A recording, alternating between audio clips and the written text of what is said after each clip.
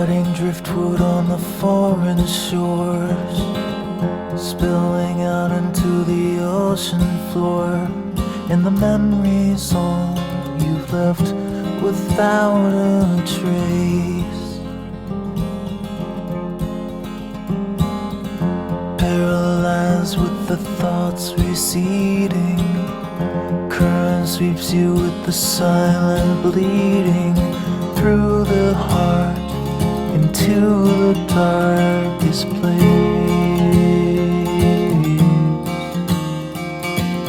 Well, turn around, there's nothing to see here. Run away, no reason to be here. It's the ghost who never goes away.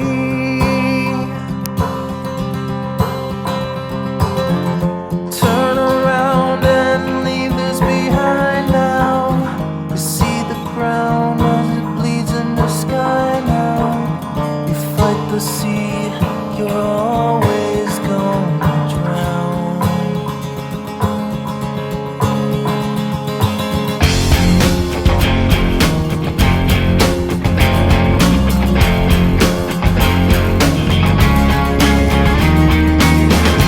All the secrets that you're holding, all the memories you hide, all the frail thoughts that echo in the corners of your mind, they won't even last a moment. They will soon be swept away when the ocean takes you in its arms and carries you away. You carry all your burdens on the cross around your neck. You take whatever's left that you could salvage from the wreck, and the hard past will follow you like a lost dog on the beach, nipping at your trail till you've drifted out of reach. Yeah, turn around, there's nothing to see here. Run away, no reason to be here.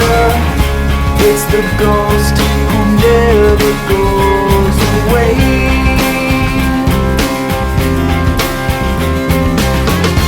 Turn around and leave this behind now. See the ground as it bleeds to the sky now. You fight the sea, you're always gonna drown.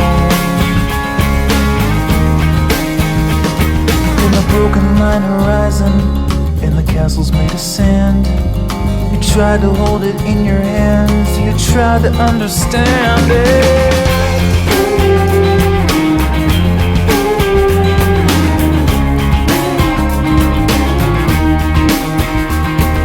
The ocean asks the questions, and it holds the answers too. It dissolves away the lies about the things you thought you knew.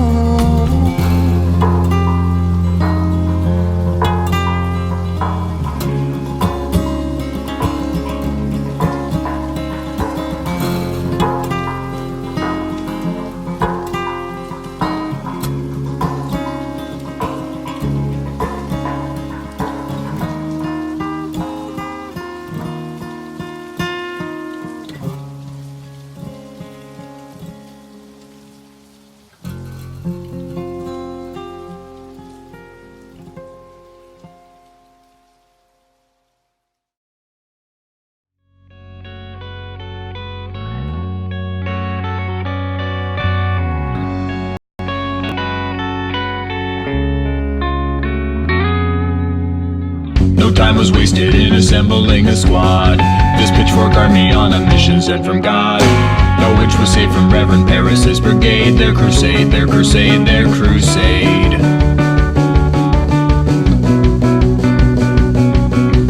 Call the magistrate and don't you wait another minute, cause this town is going to hell if we don't put away the sinning. And we got no time to let a jury have their turn. Let 'em burn, let 'em burn, let 'em burn.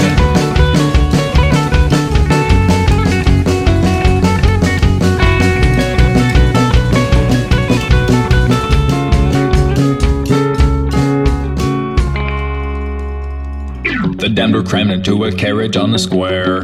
Their faces battered and their bodies all were bare. The Reverend led them to an isolated hill. Time to kill, time to kill, time to kill. by one their necks were snapped beneath the cedar tree. The spirits vanished and the demons all were free. They dug a hole to hold the devilish remains. They were slain, they were slain, they were slain.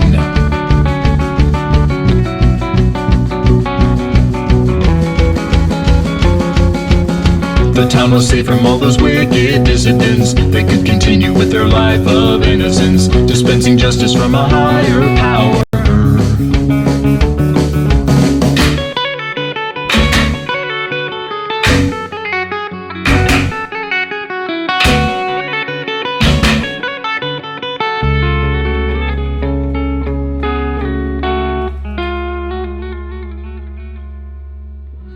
They built a church atop the spirits and the bones.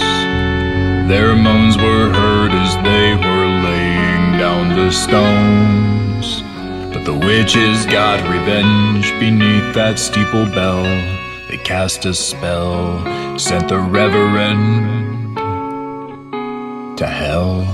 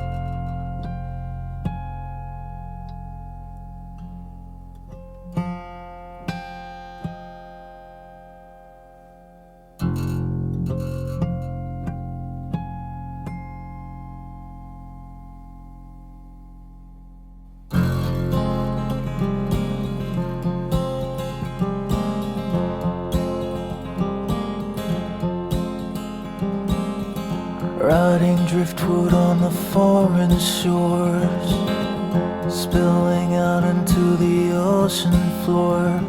And the memories all you've left without a trace. Paralyzed with the thoughts receding, current sweeps you with the silent bleeding through the heart into the darkest place. Well, turn around, there's nothing to see here. Run away, no reason to be here. It's the ghost who never goes away.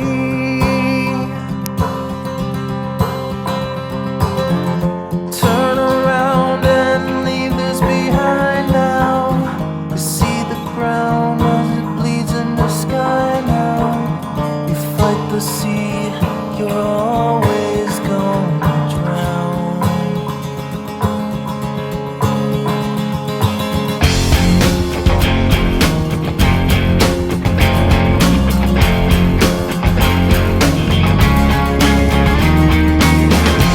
All the secrets that you're holding, all the memories you hide, all the frail thoughts that echo in the corners of your mind, they won't even last a moment. They will soon be swept away when the ocean takes you in its arms and carries you away. You carry all your burdens on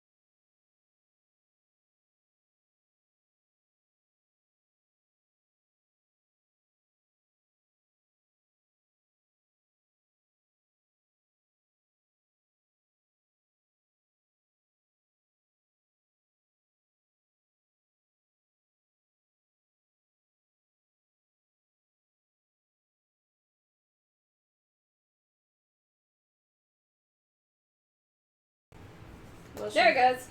I don't know what happened. Apparently that particular one just froze. Yeah. Apparently that froze. I can see the sound levels now on here, so we'll give it a second. But we think we fixed the sound. Let us know. There it is. There it goes. Thank you for letting us know. Yeah, now that I realize it, looking over there, yeah, the sound bars were not moving. I just didn't notice it, so thank you. Do we want to start over with announcements? Now we yeah, know I'll at do the them end. at the end. Okay. I'll do announcements at the end. Thank you. And Odd Richard in the chat is Odd Mix Market, who has the Oracle, the Lucky Potion Oracle deck out right now. So you guys should go and back that in its final seconds of existence while on Kickstarter. And then you can go and follow him because he does a bunch of cool art streams and stuff. So, lost you. Aw, you're the best. Okay, so. Alright, so you are segueing the conversation from, hey, speaking of people dying. Well, I suppose we should let the internet know.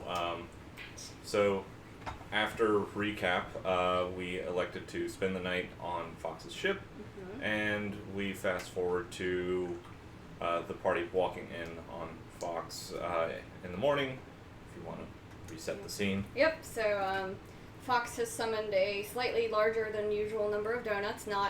He has left food that he knows you all like. It's not all donuts, but there's a larger percentage of donuts than normal, which he is sort of double fisting while also occasionally pausing to take a drink from some sort of a dark liquid.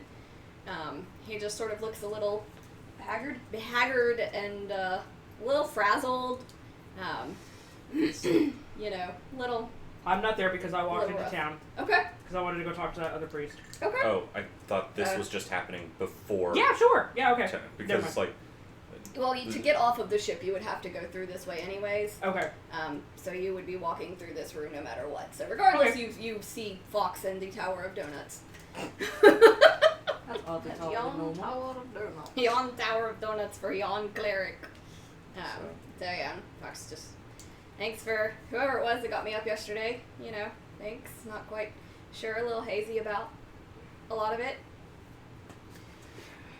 So when she called you Plague Walker, what did she mean? Right. Good morning to you, too. Anyways, yes, good morning. Plague Walker. Talk. Sit. Eat. It's gonna be a long story, I take it. It could be a long story, it could be a short story. Depends on how much you want to know. Everything. That's a long story. Alright, sits down. Sits down and stares at him intently. Zeke will also sit down, but also tuck into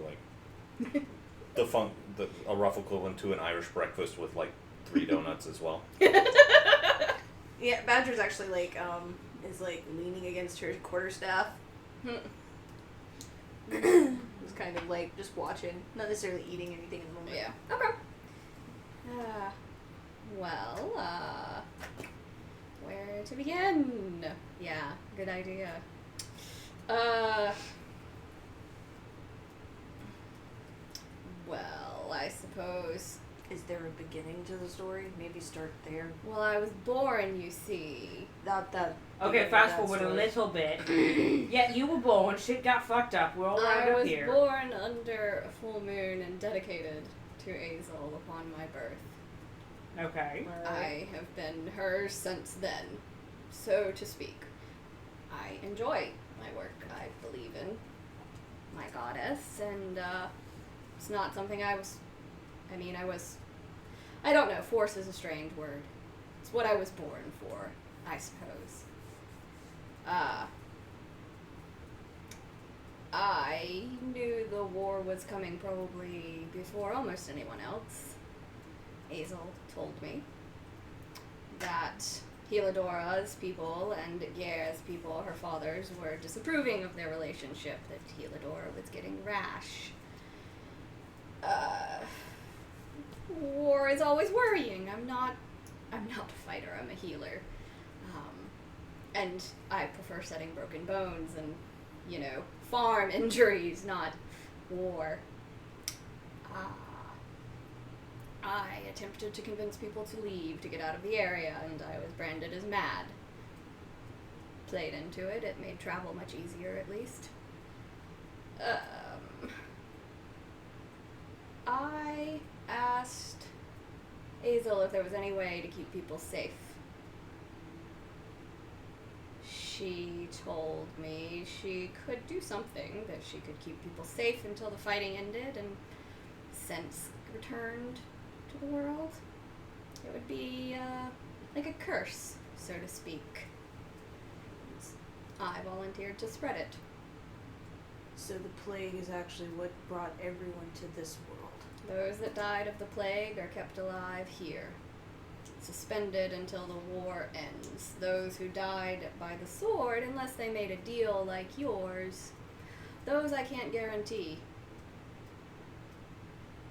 Awesome, can't wait to die. Which is why Gare's people began burning and pillaging the villages that were infected by plagues. Those people weren't necessarily guaranteed so he knew. Yes, there was probably a period of six months, maybe a year, before the fighting really spread to the humans that I was beginning to spread this plague. Your city happened to be where I lived, Badger. Your family was among the first. Yeah, I remember. Thanks. You're welcome. That's a double-edged thanks. Don't get me wrong. I understand. So Zeke leaps across the table and attacks Fox. Okay. Alright. What'd you roll for an attack?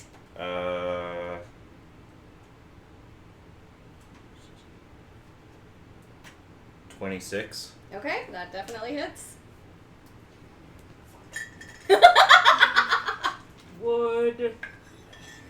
Would Ophelia actually stop this? Yeah, she would. That's 5 points of damage. Mm-hmm. That's 22 to hit. Yep. 12 points of damage. Okay. That's a miss. Oh, I'm assuming a 12 doesn't hit. 12 does not hit. Spinning key point. And that's another hit and another 8 points of damage. Okay. And then I will make a mental will save to get myself composed. That's cocked.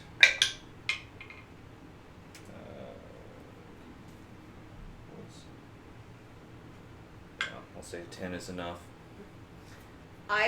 Zeke start even though he's coming to his own accord, Badger actually casts Hold Person on him. Yeah, that's fair. Okay. So I need you to make a wisdom save. Nat 20. Damn. All right. He's like, no, I'm fine. Fox just sort of wipes a little blood from his nose. It's fair. I deserve it.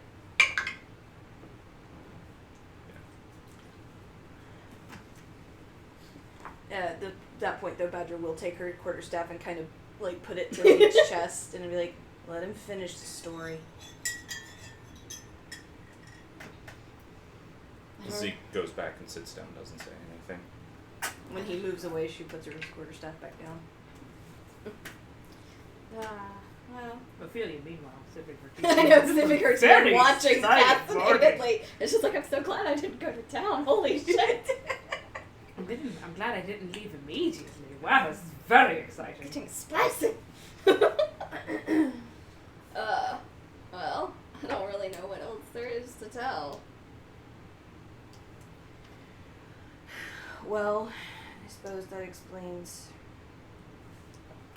why no one really remembers being here. That, I don't think was originally going to be the plan, but I think over time, Azel's magic is fading. Great. Because she was cut into pieces. Okay. So again, the question becomes, if we restore her, is this all going to start up again with her becoming full again? And her and Heladora doing their bullshit? I'll say, my goddess is like me. She is not a war goddess, and she is not a selfish goddess.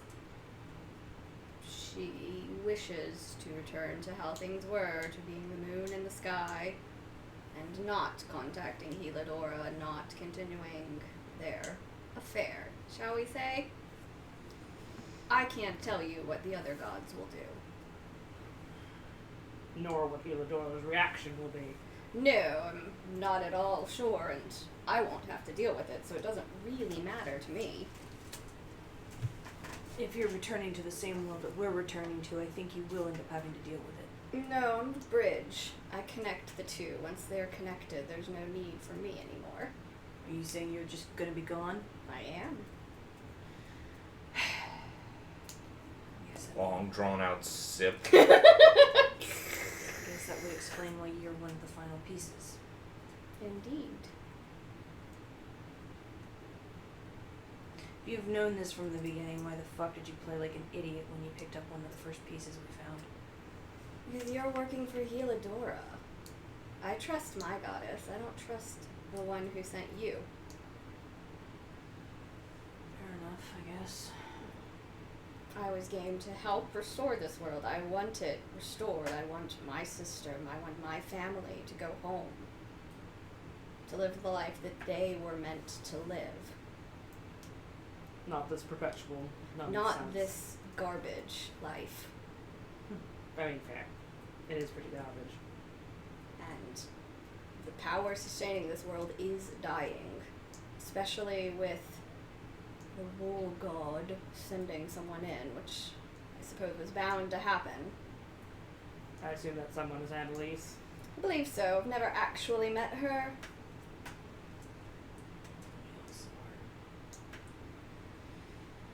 So she's a third agent playing for Heladora's daddy.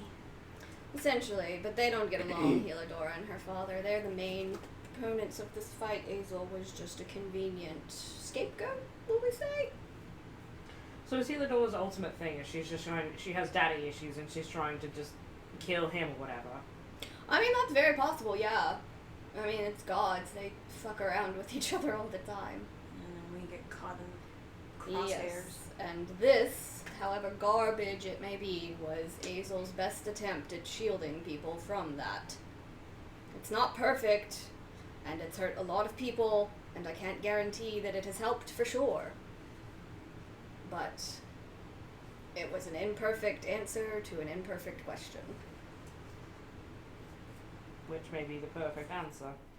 Alright, so... Do you know where my sister is? Your sister.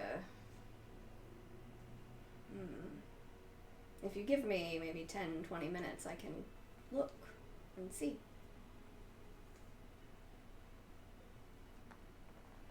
You do that. Of course. Anyone else you'd like me to look into? I know where mine is. Well, I know the one person I care about. Thing. Whatever. Whatever grandma is. Well, it's rude to talk about your grandma that way. She's the only one I can consider family. Despite our slightly tenacious, shall we say, relationship. That's family. Huh. Alright. More questions.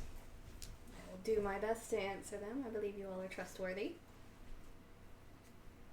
I haven't really been sure of your intentions and wanted to see exactly what your game with Heladora was. I don't trust the Dawn Goddess, and I don't believe any of you do either. I just want to see my family restored.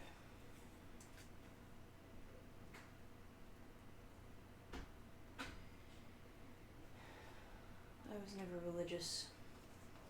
Even before this world. Lucky girl. Nature's my god.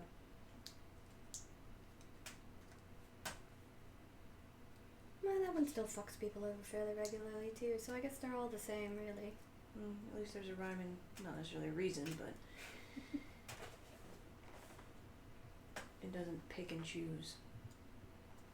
I suppose.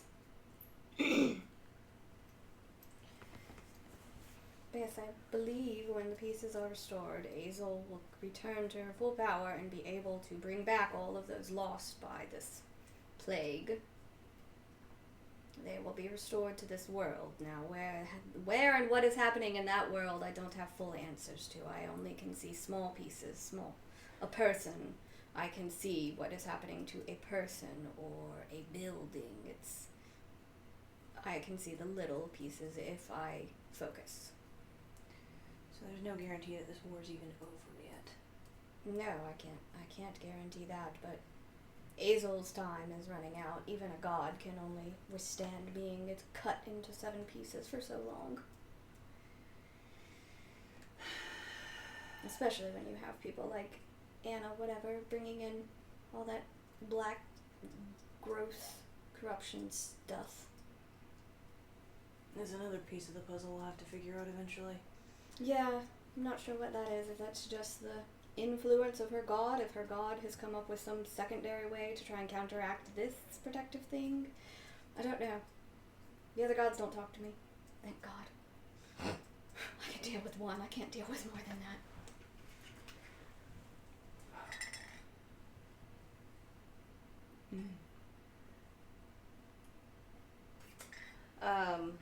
Badger actually just walks out of the room, Okay. having gotten an idea of her own. So Okay. I will step into my quarters and see what I can find about your sister. I will return. I'll be on the main deck. Zeke goes up and basically starts making preparations to depart. Yeah. Okay. Alright, so Fox will disappear back into his room. Let's see how. Why do I have you turn to this way? Turn this way. No. Okay, so. Okay, not terrible. Thank goodness for advantage, because that was a nat 1. Okay. This is probably it's closer probably to 30 minutes before Fox comes back out. Sort of makes his way over to where your sister lives. She's found a home with I don't know, it's a really cute boy in religious garb. They're on a boat. There's other refugees. It looks like without my presence, without my god's presence, the plague has stopped spreading. So those who have it are ill but not dying. But she's alright. She's not here. She's not here. The plague didn't kill her. She lives in the other world still. I'm sorry. I hate you so much right now. I am noticed.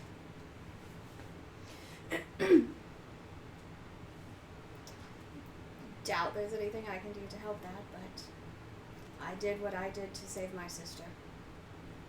You're going to fix this. I You're am. going to help us fix this. Is what I you're will. going to do. And I will pay for it with my life, so you won't have to worry about it after that. Yay. Well, I will leave you to your thoughts. I'm going to try and chart out the best path to Squall's End. See how quickly we can get there. I assume there's nowhere else you want to go first. Zeke just pointedly keeps doing whatever he was doing. Alright, well I will begin charting our course, and you all just let me know when you're ready to depart. Badger's gone down to probably the hold, where it's dark. Okay. So she's nowhere near the group. Probably ransacking any sort of supplies as far as like candles. Okay. And she's gonna do what she would assume is the best way to kind of set up a kind of religious-y sort of thing. Okay. And basically she's going to try and reach out to Heladora. Okay. So she's got candles lit. and she basically draws like a really crude version of what the sun. Mm-hmm. And then sets her druidic focus down in the middle of it, and then just sits and just concentrates on that, and just trying to reach out to Helodora to an extent. Alright, make me a religion. Okay. Hear me out. What have I done? I would have did No, super. And I'll say you can have advantage because you've set up like a whole thing. Alrighty then, let me grab another d20 since my other one just ran away. I know, you just like yeeted that one It off. did. Yeet, motherfucker. It went very far away. Okay, that went pretty well. So religion, that would be a 23. Okay. Now what, are you saying anything or are you just like, hey, Hey, Hey, Helodora, look at me, bitch. she has Ed call. she has one question in her mind. Okay. Has the war in the real world ended? okay. That's what she's trying to find out. Okay. Okay. So you don't so much see or hear an answer as so much as you get an image. And you see sort of the lands that you know that are sort of, they're in flames, they're smoldering, there's not really a whole lot of people that you can see, and then you can see an image of greenery starting to sort of spring from that ash, and people walking and the sound of children laughing.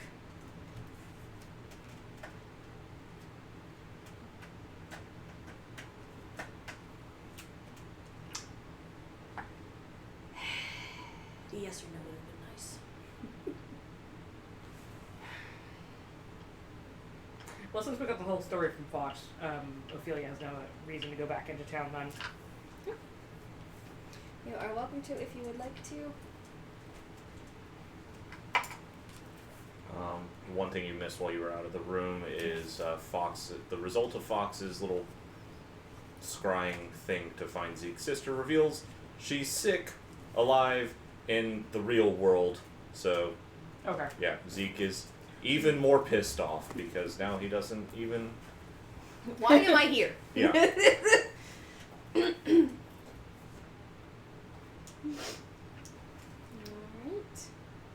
Is there anything else anyone would like to do in the city of Rotwood or on the boat? Is there anything else we can do in Rotwood, really? I mean, you guys could go and talk to the other priests, you could go and talk to any of the people you rescued, any of the townsfolk, you could get another goblin spit ale. No. No.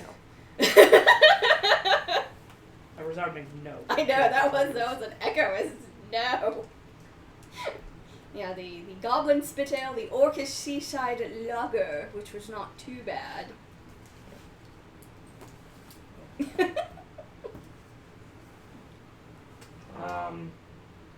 Not really, to be honest. Yeah. Okay, that's I mean, like, we fine. pretty much have our quest and. Yeet.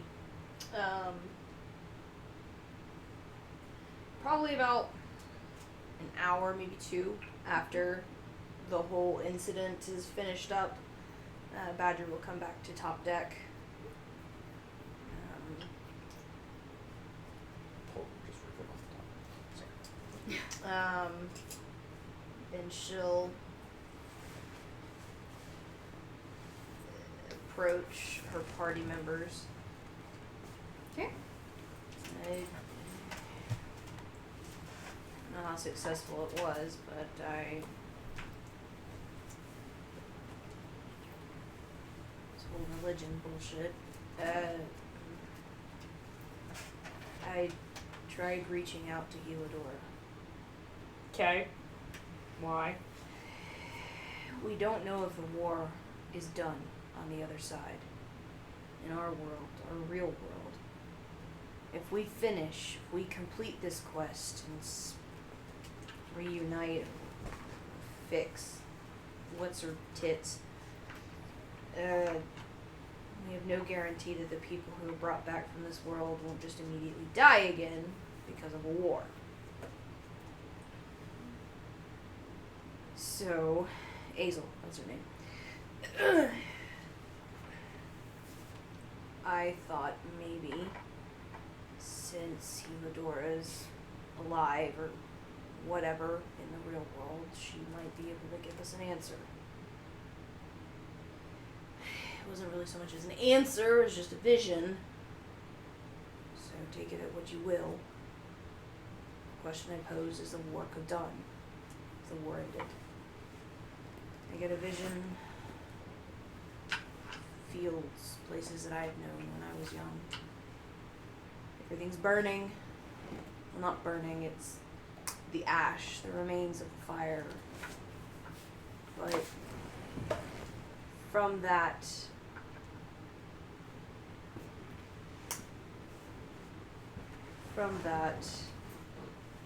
life is growing again. There's greenery coming in from the ash, and I could hear laughter, children. So maybe things aren't quite as bad as we think they might be when we get back. There's absolutely no offense to you, because good job for doing something. But how do we know she's not lying to us? I mean, like I said, take it as you will. I will take nothing she says at face value. So, I'm already in debt enough to her. I refuse to believe her anymore. So, I appreciate you doing that, but I don't know. I feel like she's lying to us. So, here we are. Yeah.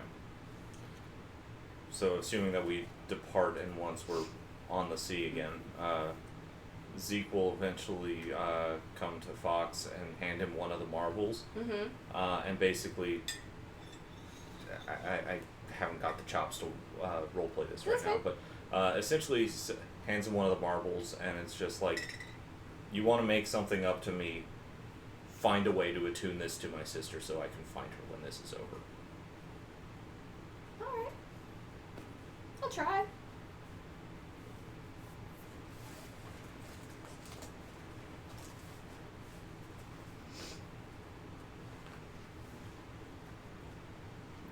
What am I looking for? My pencil seems to have disappeared. Also, there Is were that ants. right there? That's my pen. Oh. Doesn't matter. Also found 2 ants on us. We'll worry about that later. Anyway, moving on.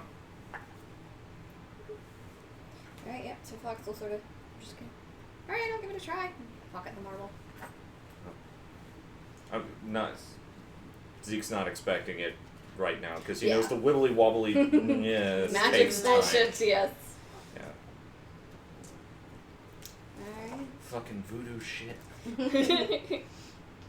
Alright, so you guys, the trip is fairly, well, what is this? It's a fairly long trip. You guys are probably looking at 2.5-ish weeks to get to the final location. Badger will, every night,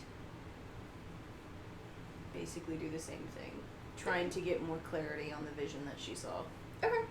Just make me like 2 more religion checks and let's just see what happens. Okay.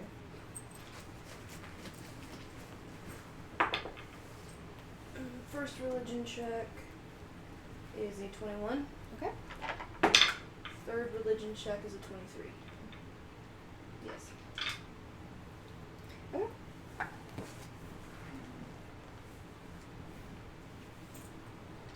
And she is kind of taking a lot of what Ophelia said under her consideration, so she is trying to, if she gets anything, trying to see if there's any sort of, you can tell if there's deceit in a vision, but basically, you know. Okay.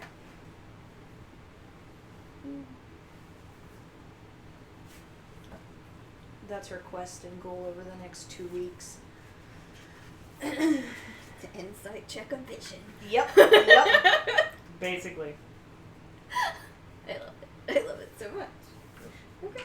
Alright. Zeke's just not throw Fox overboard and keep sailing. Yeah. Yeah. Fox Managed kinda, not to murder our captain. Great. Yeah, Fox tries to give Zeke a wide berth. Ophelia, anything you're up to? I'm gonna try and see if I can't reach out to my patron at some point. Okay. Go ahead and make rolls for that. We'll just do 2 with Arcana. Okay. Okay. First one is a 21. Okay. Second one's a 5. Okay. We made an effort. Alright. Alright, that one's fired. That's great. First one's a 21, second's a 5. That's a 5. Well, it's a nat 1, so there we go. Oh, ouch. Okay. Yeah. Mm-hmm. Alright. Alright, Susie and Tony, I'm going to ask you guys to go hang out with the cats for a minute. Okay then. I'm gonna dive over the freaking couch. Oh, you're going to get your missing dice. Yep. You're welcome, Internet. I know, that's a great camera shot. It really is. Ow, that hurt. Yeah, that looked a little painful. Okay. Why do I keep doing that? I don't really know. Be careful how hard you slam it. Don't slam it on that cable. That would be sad. Don't guillotine the poor cable. Do nothing. Man, I keep doing it. I'm like, yeah, let me get comfy. No. Alright, so we'll say maybe week and a half-ish into your trip. You're hanging out, sort of doing your thing, and just like religion is dumb, stupid. This is really dumb, but I got the answer the first time around, so we're just gonna keep doing it. We're gonna keep doing it. And after a minute, there's sort of a warm, almost hot breeze sort of encircles around you and snuffs the candles, if you've lit any, which I assume you had. Okay. And sort of snuffs those candles, and in the darkness you sort of see this pair of red eyes looking back at you. It's like, you're very persistent. Yeah, well. They don't call me Badger for nothing. Yes, I don't really care what that reference is to. Badgers are hard-headed. Great. What? If we finish this and put Azel back, this is a way to protect people from the war between you and Daddykins. Is the war still going on? I mean, war is always going on. Is that war in particular still going on? It's dying. I'm winning. I don't know if that's a good thing or not.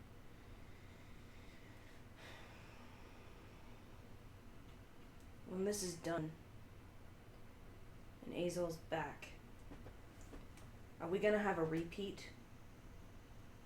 No, my father will be dead, so it'll be fine.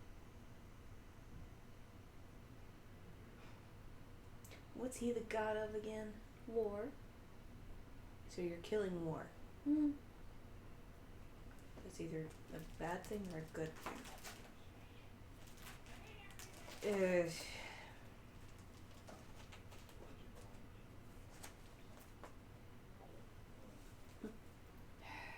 I think it's quite poetic, the dawn killing war.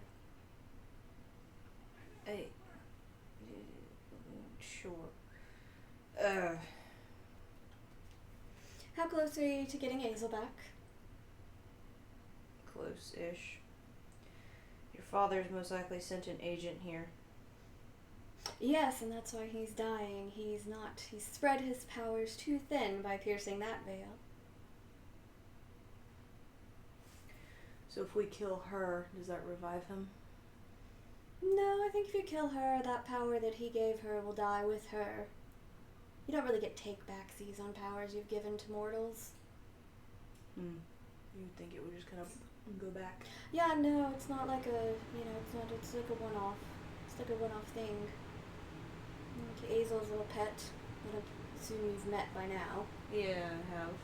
Yes, so. I know he's gonna die. And what of us? What of you? When we finish this, are we done too? Yes, our business will be done. That's not what I meant. What is it that you mean? Be plain. Are we gonna die too? No, not unless there's a fight or something that kills you. I'm assuming we're not trapped and determined. Well, I don't know. Never mind. Answer my own question on that one. Good job. Shut up.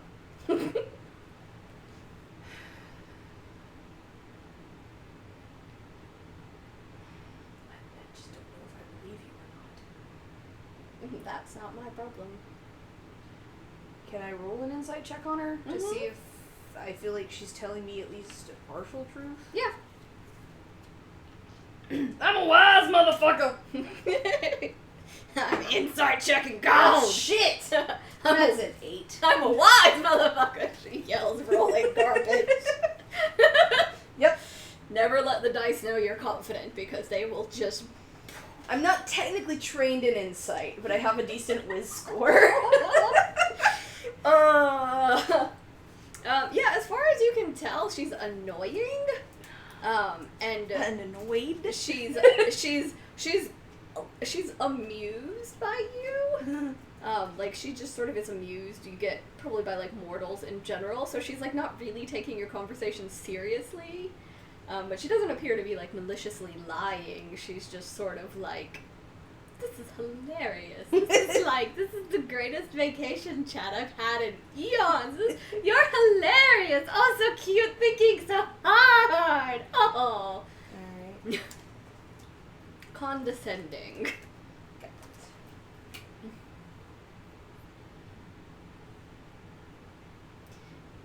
But no, as part of our deal, you'll just pop back to wherever it was you were when you died. I think it was some battlefield somewhere. Yeah, no. Oh, does that mean I have a sword in my stomach when I wake up? No, I'm not going to respawn you in a position where you will die again immediately. I'm not that mean. You know, I was just clarifying the details of the deal. You know, I'm the dawn. I'm sunshine and warmth. Sure. Alright. This religion stuff is bullshit. Very cute to say to a god. Like, I'm literally speaking here talking to you right now. It's a very cute little altar you've set up. This is precious. Yeah. You're welcome. Yeah, it's really precious. Glad you like it. Shit. Generally speaking, I would say if you're trying to summon like a sun goddess, you probably should do it in a place that there's a lot of light, like sunlight. You typically always come to me in darkness anyway. Well, yeah, but that's because you're asleep. It's when I come to you. It's different when you summon me. I'll take that into It's consideration. much easier to speak to humans when they're asleep.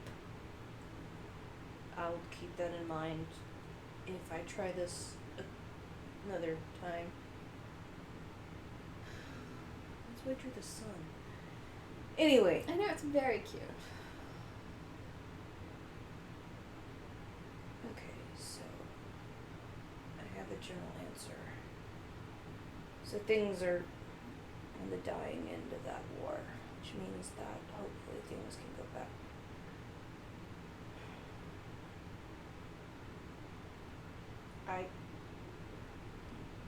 Unless you have anything else you want to graciously bestow upon me, I don't even know what information is useful to mortals. You deal with my father's little whatever that he's tossed into Azel's little world, and you'll have dealt with that, reunite her, and we're all good to go. Our business is settled as far as I'm concerned. if the sun and the moon start dating each other, does that mean the world's gonna get fucked as far as like the natural processes of things? I don't know. That's my father's whole argument. Yeah, well, that's my argument too. Because the world kind of requires the fact that there's a day and the night and the passage of seasons. Yeah, well, it will adjust. Possibly wiping out everybody you know and worships you. No. Yeah. No. don't think you understand. I'm a god. I can bend the world to my will. So you're just gonna make it so that we all don't need sunlight to live anymore? Maybe. I haven't decided yet. Right.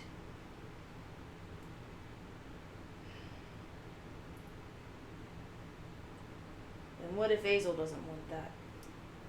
Why wouldn't she?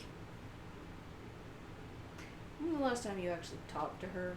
Well, I mean, she's currently cut into 7 pieces, so quite a while, Okay. in fact. Just maybe think about it, but, I assure you I think about Azel frequently. well, I was also just considering that maybe you should think about what she may want when this is all said and done, and if she may not want the world to be different than what it is. No. She wants us to be together.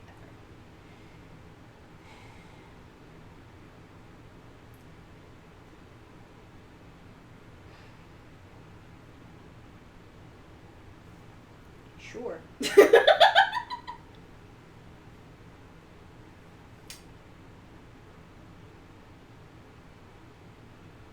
And what if I told you that I had secondhand knowledge that she doesn't?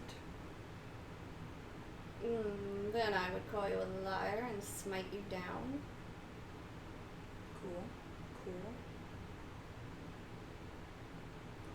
You can't trust Azel's pet.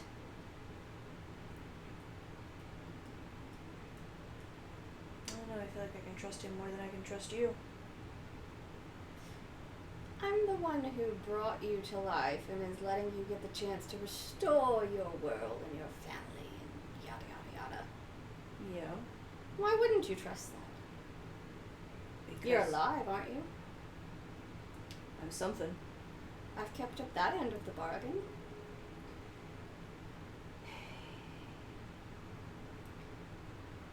None of this would have happened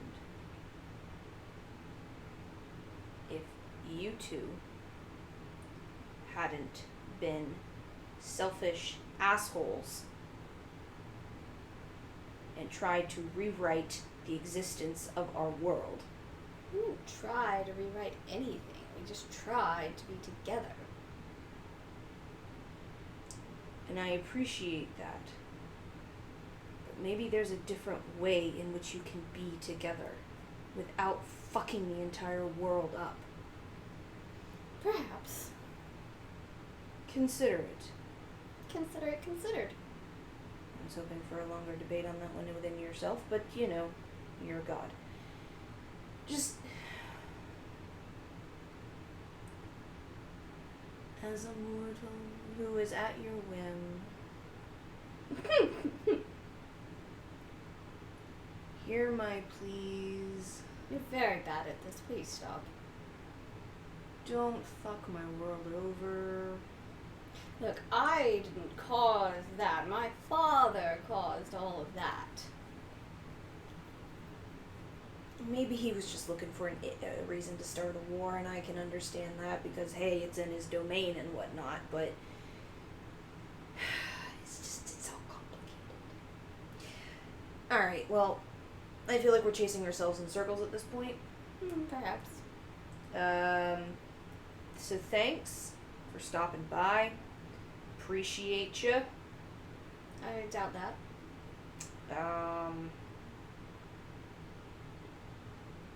And we're close, so keep up the good work on your side.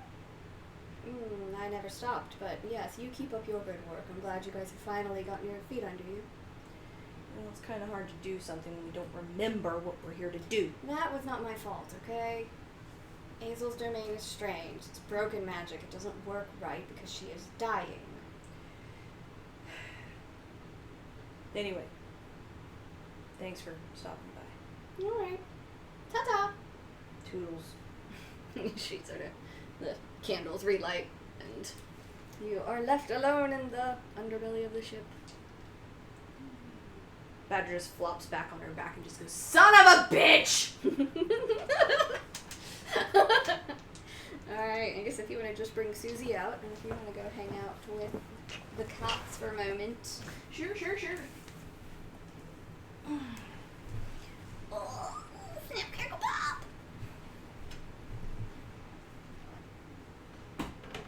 Next scene, 2-0.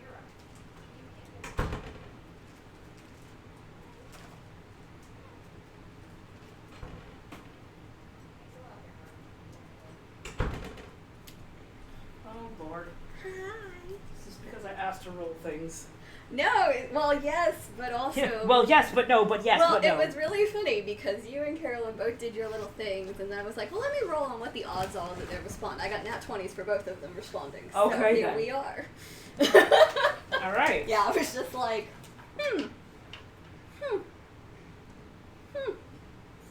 Okay. Well, that's an answer from Dice God. Alright, I The guess. ultimate god of all D&D domains. Dice God. Lord.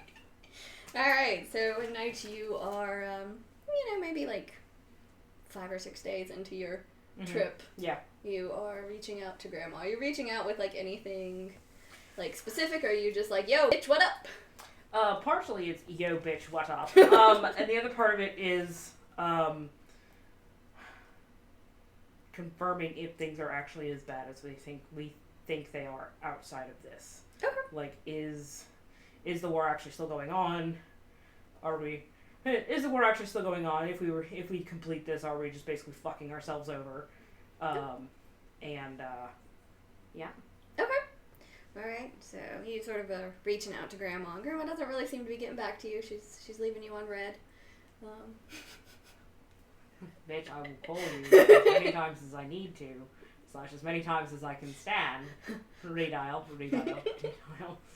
And then one night as you are sleeping, your dream begins to shape and sort of to the familiar woods that you have dreamt of before. They're comforting. Okay. And after a moment, you see Grandma sort of appear sitting on a stump, kind of just nibbling on some meat. Hey! Not shocked to find you here in this state. Yeah, I was hungry. I mean, that's I wasn't fair. sure how long it'd take you to get here, so I figured I'd bring a snack. I'm old. I gotta eat, like, all the time. That's the worst part about getting old. I thought the worst part about getting old was the fact that your knees went and you got cold all the time. I mean, that's been, like, forever. My knees have been shit since I was, like, 2. I guess Ophelia will take a seat down in front of her. Alright, look, so I feel like Heliodor is going to pull some bullshit on us later. She's a shady bitch for sure. Thank you, yes, I'm aware of that. For a sun god, that's weird, being shady, right? Yes, it is very strange that a sun god would be a shady bitch. So, I have some questions for you while you're here. Okay. Let's talk about, first of all, this, not necessarily the deal, but what's happening outside of where we the fuck are. Okay. Well, let's see. Since you died. Since I died, what has the world come to?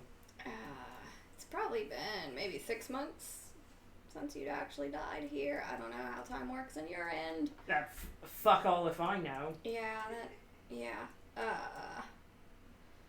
The fighting got real bad there for a while. I got stabbed a couple of times, but I'm a stubborn bitch. Yeah, I've noticed. You're a stubborn bitch and you won't fucking die. Yeah, I Which know. I mean is a I good wonder thing. where you get it from. Yeah, I do. Anyways, so... She sort of laughs and just like ruffles your hair. But the fighting's starting to die down. I think both sides are kind of starting to wonder what the hell the point is.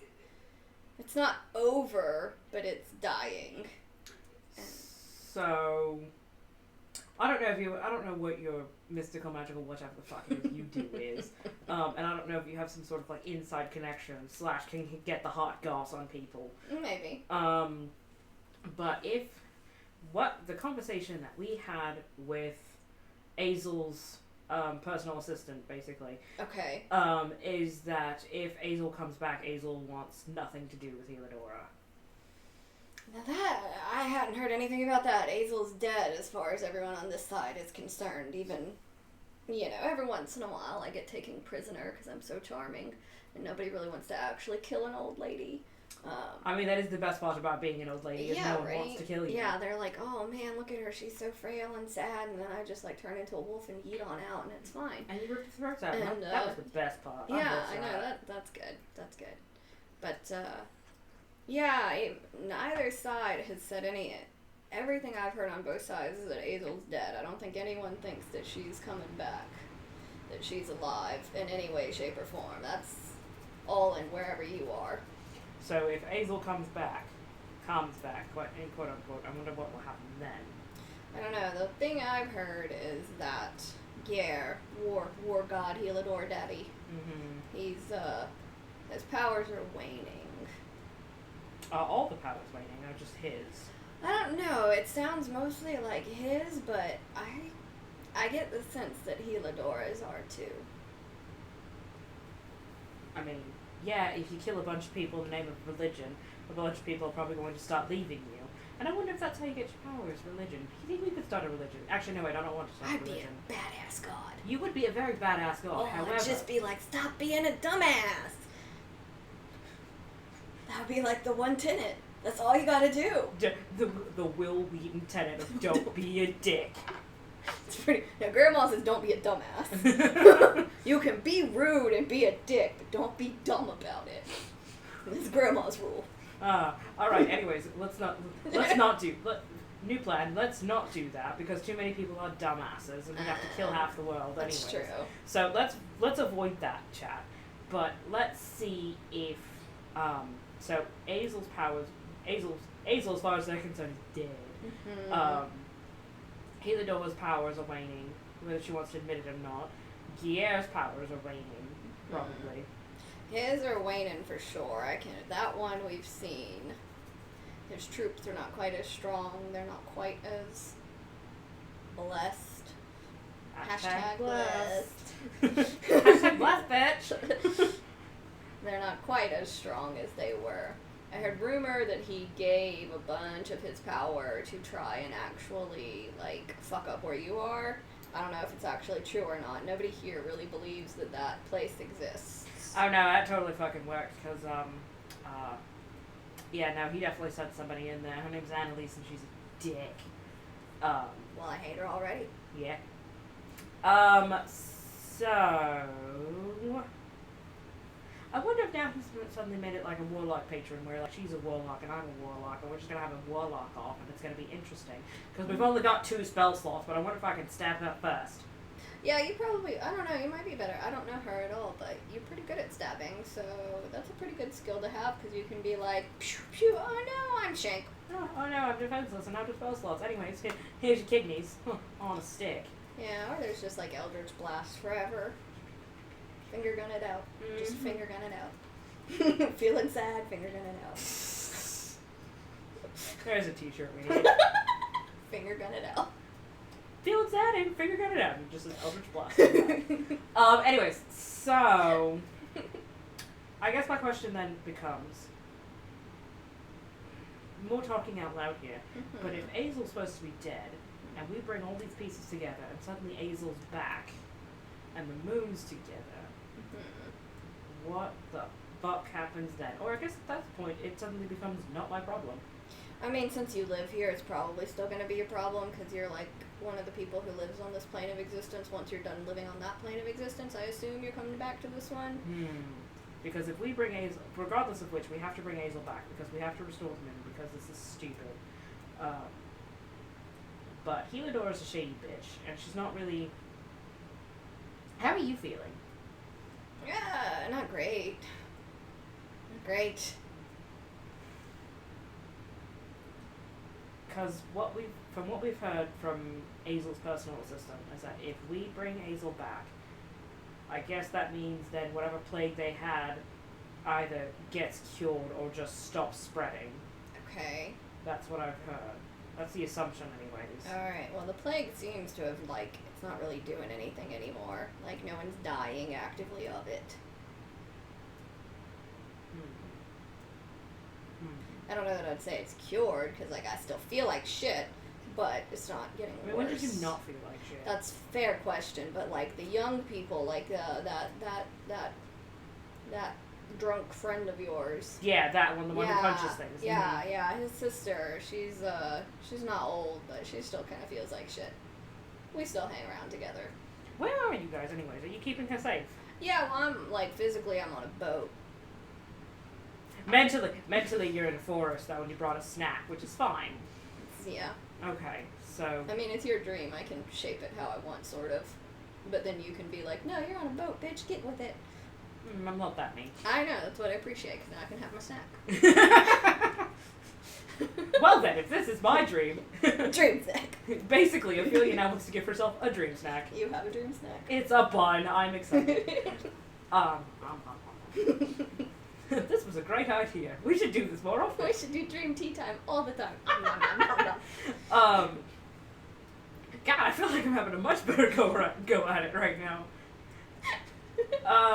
Alright, so yeah, I will, okay, so continuing talking out loud.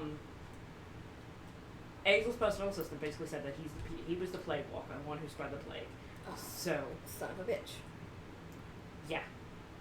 Okay, we hate him too. Alright. Yep, I kind of hate him, but as soon as we restore the pieces of Azel, as he is the bridge between the worlds, he dies. Everyone from that world moves back over here, supposedly, and then that world is closed off forever. So, I guess then, question becomes then, if we go back, does that cure the plague? Question 2. Heliodor's powers are waning. Gier's powers are waning. If we bring Azel back, does that restore everyone else's powers, or do they continue to wane? Good questions. I don't know. Alright. Do you have any questions for me while I'm here? How are you doing, little one? Well, we punched Azel's personal... I say we like I was involved in this. I just really sat back and watched because it's funny. But part of me wants to be done with this. But the other part of me is scared as to what's going to happen once all this is done. Does that mean... by fixing the moon, do we just reignite this war? By fixing the moon, do they just end this war? Like, are we gonna have to go punch a bitch in the face? A bitch meaning Heliodora. Like, Well, what do you think of the moon god? What do you think they're gonna do? that's the other question. If we bring back Azel, is Azel going to hold to their bargain of, yes, I'm not going to do anything anymore, I don't want any part of this? Are they truly very sorry about all of this? With each step closer, it feels like 15 more questions pop up. Yeah, that sounds about right. Is there any guidance you can give me? She kind of leans back a little bit. And she's finished her snack and just sort of tosses the bone. It makes a very satisfying whack as it hits the ground. Oh, yes. she kind of chuckles at that. It's like, good addition. Well, I'll say that before all this started, I mean, the moon goddess has never been a war god. Never been a violent god. The moon is, quiet, nighttime, dreams, gentle, quiet things. I can't imagine a moon god bringing war willingly. And if this god literally was split into 7 pieces, and rather than use their power to bring their pieces together, is using it to keep a world alive, to keep people alive, I can't imagine them returning and wanting a fight. Not deliberately igniting a fight, at least. You think we restore Azel and Azel will go back and be quiet and I just be think- left alone? I think Azel will want peace. Whether the moon god gets what she wants or not, I don't know. But if you are asking a side to pick on, mine is with the moon god, because I'd much rather deal with that than these 2 crazy assholes who have been at war after ripping another god literally to pieces. So, if it comes down to it, we need to be on Azel's side. If the other god's powers wane, you could bring Azel back at full power. And if that's the case, then maybe you could help kill 2 gods. Bring back one god, kill 2 gods. It's fine. 2 gods, 1 god.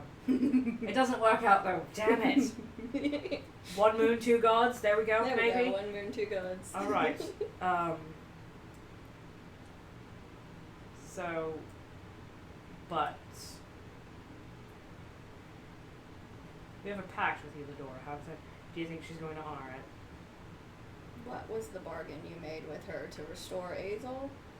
The bargain that I made with her, I believe, was I would keep whatever plague happened to keep from killing you. Aww. I'm pretty sure that's the pact I made. I don't fucking know. At this point, I don't care. All I know is that I am in debt to 2 people, and one of them I actually like, and the other one's a fucking bitch. Oh, you say the sweetest things to me. I I am wasn't- a bitch. I mean, you are, but not like that. So, if I fulfill my pact with Eudora and bring Azel back, You can always break pacts and bargains. You just have to be able to deal with the repercussions. And if you break a pact with one god, I say having another god owing you one might not be a bad place to be in. that is true. Look, right now you're not as powerless as you feel. You have pieces of a god in your possession. That god is in your debt, as is the god who wants her back. You have 2 gods who are in your debt at this moment. And one who wants you dead, probably. Probably. I that's mean, fine. he's war. He wants everyone dead, so it's kind of like it's not special commendation. Yeah, no. But like it sounds like he maybe sent like a special assassin specifically to like try and kill your world. So that's something, I guess. I don't really know. Well, anyways, this assassin's doing a shitty ass job because she hasn't done it yet. Well, she tried it once, but it failed. Yeah. Anyways, all right. I think I've got all the answers I need. All right. I will do my best to answer if you have more, but it's challenging reaching you. I understand. I'm trying not to push you too hard because I know how your knees are. Heh. I'm old, not dead. I know. I'm aware. Yeah, and you can tell your friend, his sister, she's doing good. That cute choir boy she was flirting with, the 2 of them been making eyes at each other. It's disgusting. I bet. Gonna hold that off for blackmail information for later. So, when you get back on this plane, you just reach out to me and I'll find a way to get to you. Hopefully we're not literally worlds apart. But We're worlds apart right now, kiddo. I don't think when you come back we will be. We'll be like an ocean and like a town apart, maybe. Fair. We're starting to head back to land now, so hopefully we'll see you all soon. Hopefully we survive this. I mean, fingers crossed I survive it. I'm sure you will. I'm plucky like that. You are. That's why you picked me. One of your many charms. Pause. One of your many paws. How do you say this? Charms. Yes. There we go. That's the polite way of saying it. All right. Well, enjoy your boat. I hate it. Like I said, I'll hate every moment of it. like I said, enjoy your boat. Anyways, bye. And with that, I'll end the phone call. Alright. We can bring out everyone else.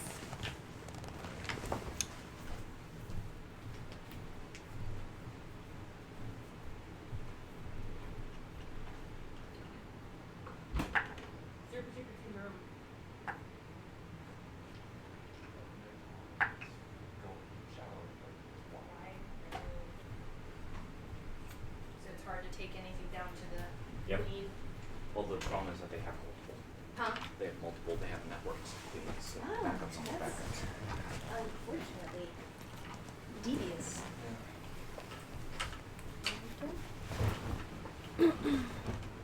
Okay. There's Okay, after probably like a week and a half or so, Fox actually comes and finds you, Zeke, and holds out the marble. Like, I think I've done it. Okay. I mean, I won't know for sure until we're back on that. You're back on that plane, but Back of your bullshit. I've done the best that I can from Mhm. a separate plane of existence. If you focus on it, you maybe can try and talk to her. I don't know if she'll be able to hear you, but Okay. Zeke will take it and then take some time to find like a small bottle or something that would hold it, and then functionally makes a necklace out of it. okay. Yeah, every once in a while it does like a wee around Yeah. the thing, but most of the time it's pretty stationary. And every once in a while, like in the night when you're going to like bed, you swear you can sort of feel it like it has its own heartbeat. That's not weird at all. Not weird at all. But yeah, you guys are heading towards Squall's End, which Fox affectionately calls the end of the world. Isn't Squall's End supposed to be super cold? Do we have any supplies for that? I don't know. No, that's great. That's probably a great decision. Anyways, I'm gonna go ransack the lower decks now that I'm thinking about it. I pull out my blanket.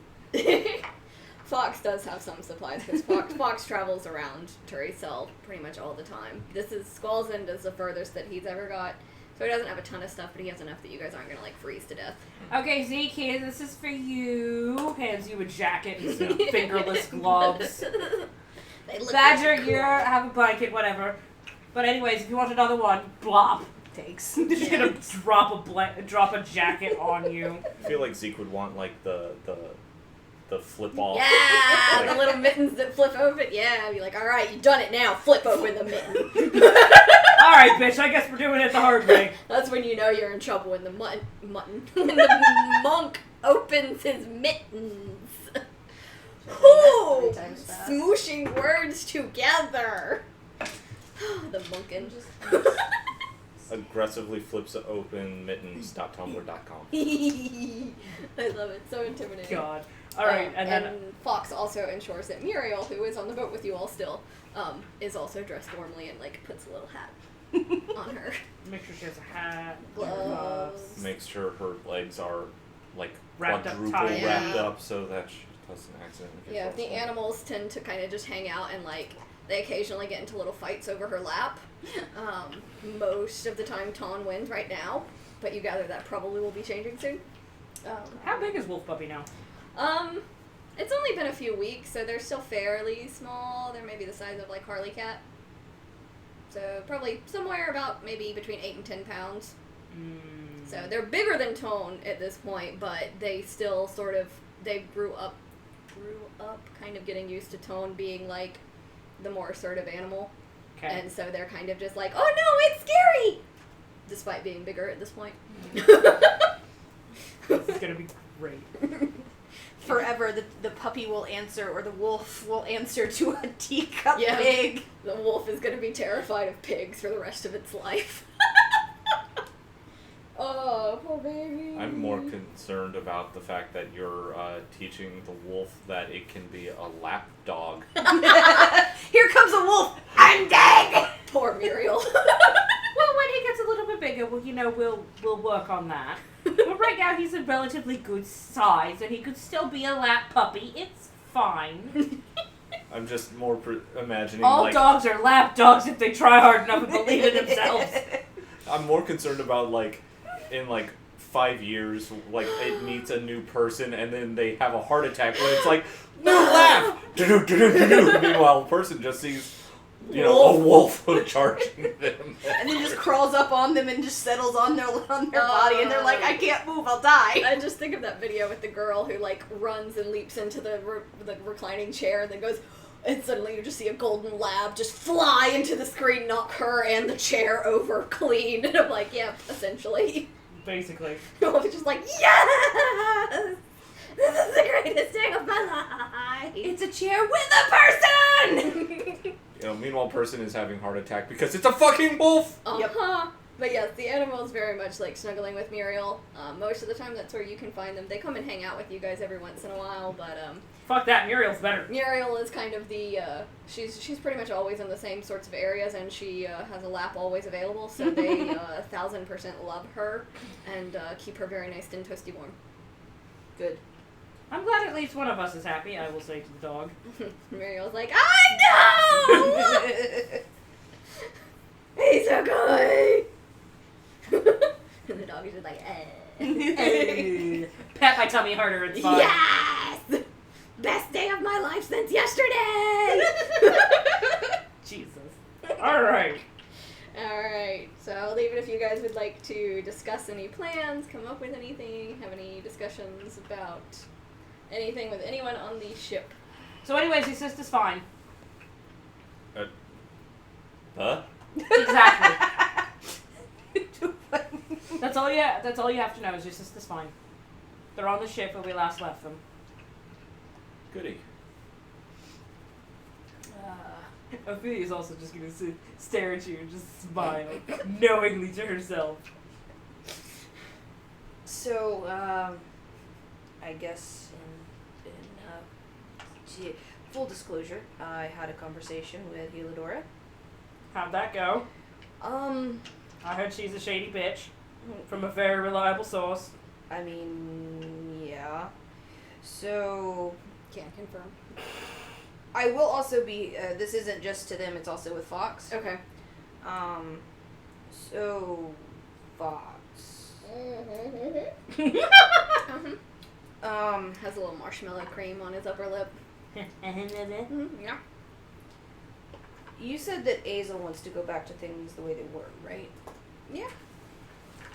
You know that for a fact, TM? Yeah, I mean, she basically, like, is in my head, so yeah. Like, the she's a goddess of the moon. I mean, she's a goddess of, like, nighttime and crickets. And Like- sweet dreams and all those other Well, nice things. here's the thing.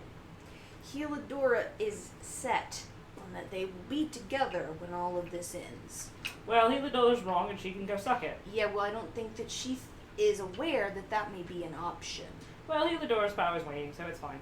No, I think her powers are doing great. It's her daddies who are waning. Calling shenanigans on it, but alright. According to her, and I gotta read that she was just condescending, not necessarily trying to, like, fool me over. But she said that yon Dragonborn, who is here trying to fuck shit up, he stretched himself too far, and that if we kill her, his powers will not return to him. And she said that she's winning on her side of things. Okay. Do you have something else that you would like to share with the class? Fox is just...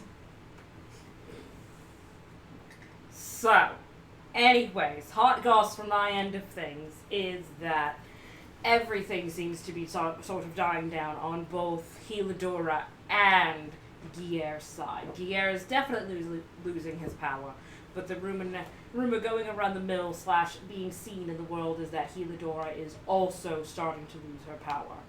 I wonder if that's because people are starting to lose faith in her. I thought, as a fellow atheist, I thought that myself too. Because fuck them.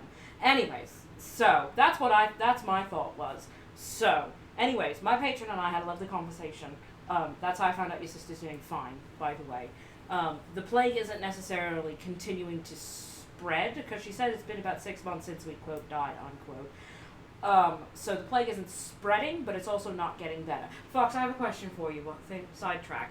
If we get Azel back together, will the plague go away, or just like cure itself, or like can you like give us the recipe for a cure, or like Or am I tell me gonna how be- this works? Or am I going to be doing a lot of lesser restorations? When Azel is restored to her full powers, she can remove the curse from the world.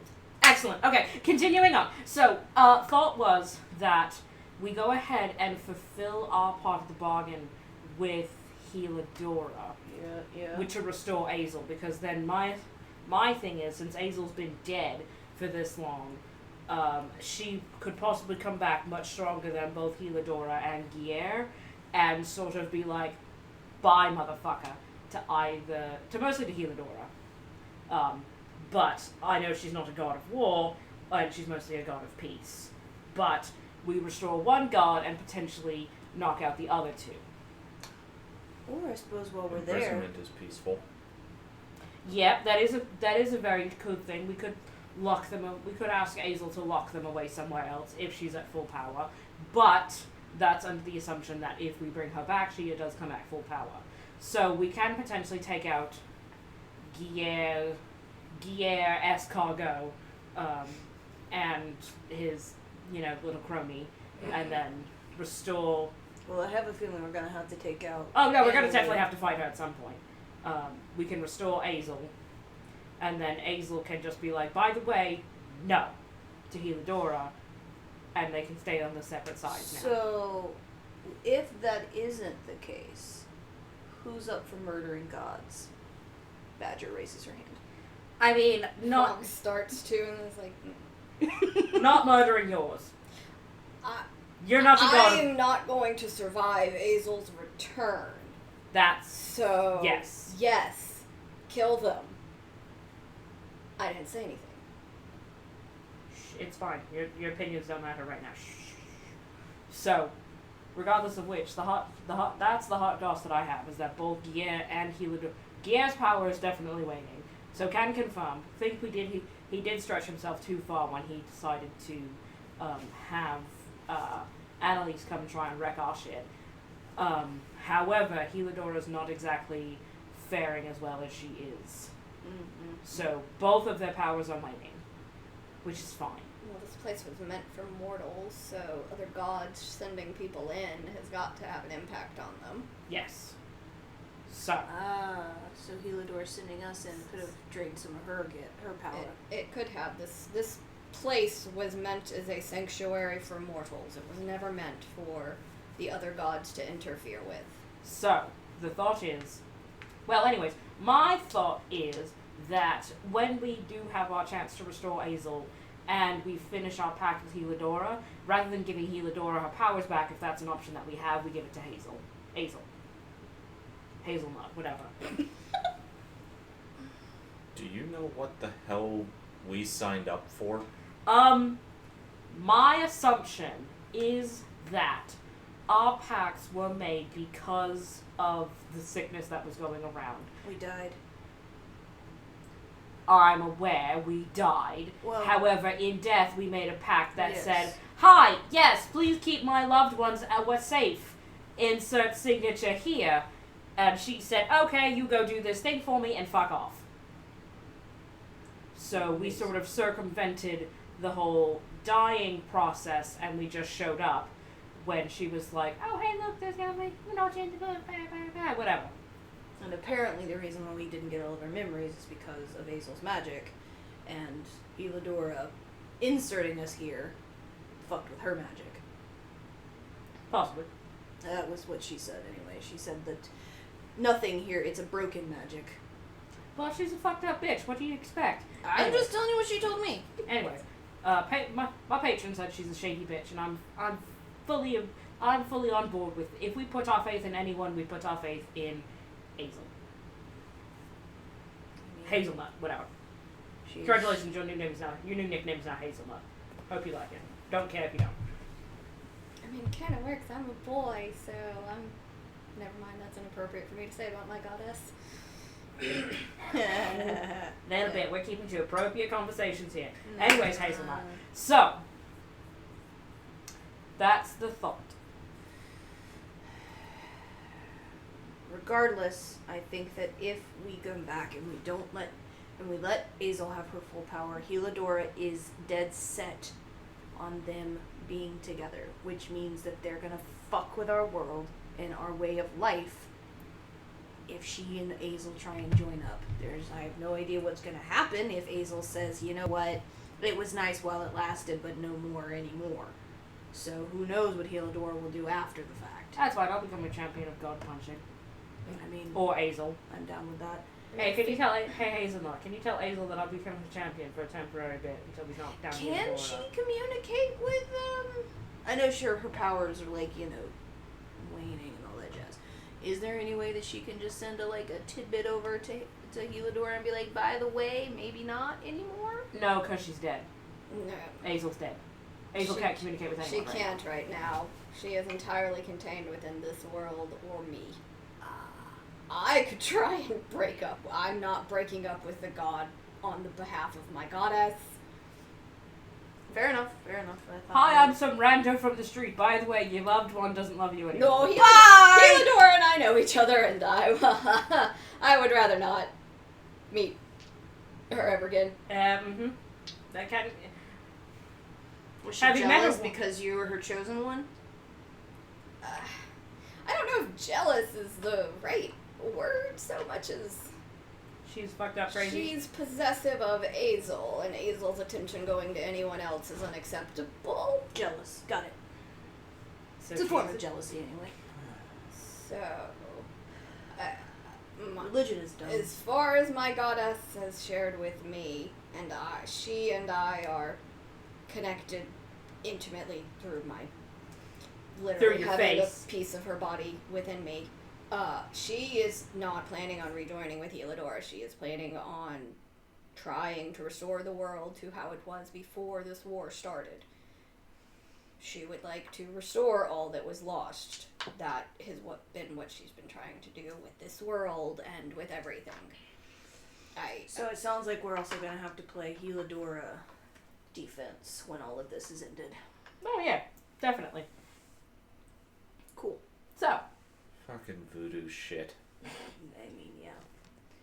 If anybody's punching the god, it's gonna be me. I mean, no one was going to argue with so that. We can I'm have, going to give you faster fists we'll and say have go champion blaster, champion stick, whacker, magicer, Druid. bear. Just say druid. Magic druid. magic bear, and then the champion of god punching. So, congratulations, you've been anointed by Azel's chosen as champions of Azel. yay, thank you, Hazelnut. Appreciate you. Alrighty, that was weird. Does that give me a stat boost? No. It gives you #blessed. For the next minute, you're better at stuff on this boat as nothing happens. Oh, good. Now I'm going to go pet my dog. Oh, good. These are the best pets. These are +4 better pets than I've had. Literally the best day since yesterday. I know, literally the best day since I said that 5 minutes ago. Alright, so we have a general idea of probably what's going to happen within the next week-ish. We're starting to get close. We probably have maybe 5 or 6 more days, depending on the currents and anything I wonder else. if we can... I don't have any spells that allow me to do that. See, I don't know what we're going to be approaching at Squall's End. I attempted to send a message to my contact there, and there is no answer. Doesn't that mean they're dead or just on another plane of existence? It means something, which in this world I'm not sure what it means because no one dies. Can you send a message to Uzzig and see if he responds? Yeah. Dear Uzzig, checking in. Everything's fine. Lots Everything's of love, not me. fine. Shh, everything's fine. Lots of love, me. Yeah. Ophelia says hi. Yeah. Okay. Just see if this works. Okay. Test message. Ooh, wow. Tasty. After a second, he says, Uzzig says, what the hell are you in my head for? Stop it. Oh, good. So he's fine. Oh, excellent. Okay, good. Yeah, your contact's probably fucked up somehow. Oh, I forgot I have that spell. Oh! The final piece is the tongue. Magic. I need an offering. But even if well, my thought was, if the final piece is the tongue, the awful thought in my head was, what if you went to a place where they cut out everyone's tongue? And then I was like, well, that doesn't necessarily excuse, telepathy. Be able to do like magic bullshit. Yeah. I mean, unless the only way you know how to talk is like with a tongue, and so like even when you don't have it. Right? That was my other thought. Scooby-Doo Brigade is over here while Badger has a legitimate plan that she's trying to Yeah. share. Scooby-Doo Brigade over here is trying to discuss the merits of, can you actually telepathically talk to people if you don't have a tongue? I would assume so. Which the answer is probably yes. Did you know how to speak before you lost your tongue? But Fox has a -1 to intelligence, so... I would like to cast divination. Okay. It says your magic and an offering put you in contact with a god or a god's servant. There's right literally here. one standing right here. He's gonna be like, you, what? You could have just asked. You ask a single question concerning a specific goal, event, or activity to occur within 7 days. Okay. The GM offers a truthful reply. The reply may be a short phrase, cryptic rhyme, or an omen.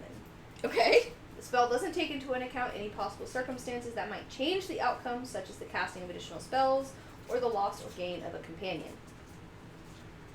Okay. Are you warning Fox before you're doing this, or are you just doing this? No, I'm probably not. Okay. Now, does it specify what god? Like, do It you just says a god? god. Okay. Or a god's servant. Okay.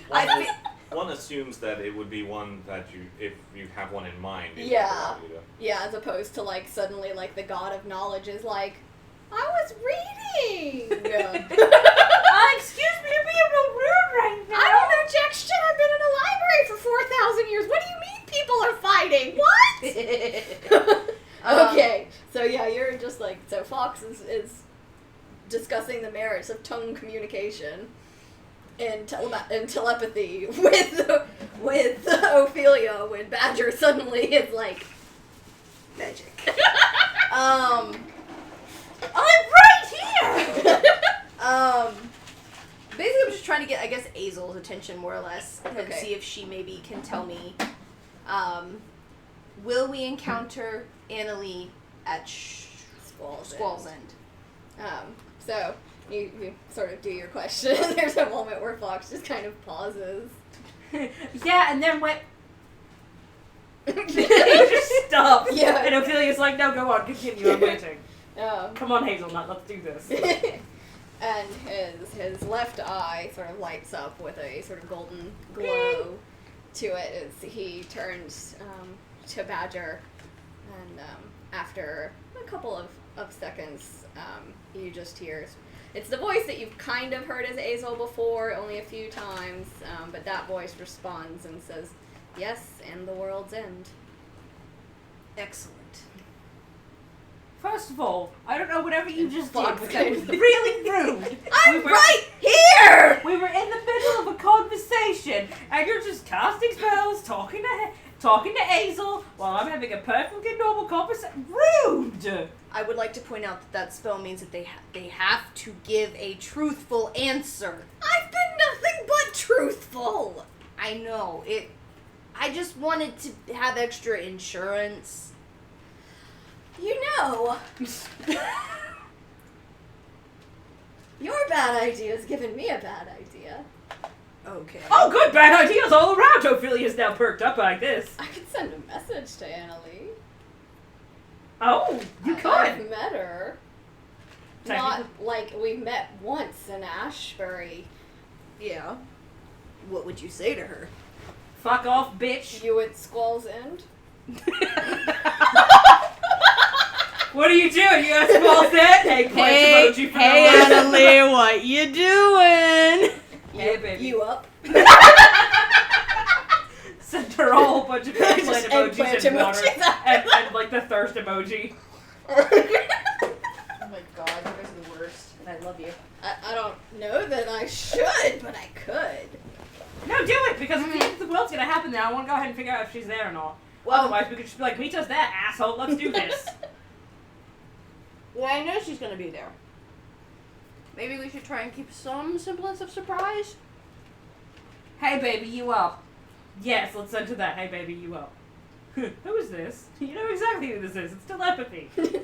It's Telepathy Jones, you know me. Danger Jones. God damn it, Fox. It's Hazelnut. Got a new name, who dis? I'm sorry, my new name is now Hazelnut.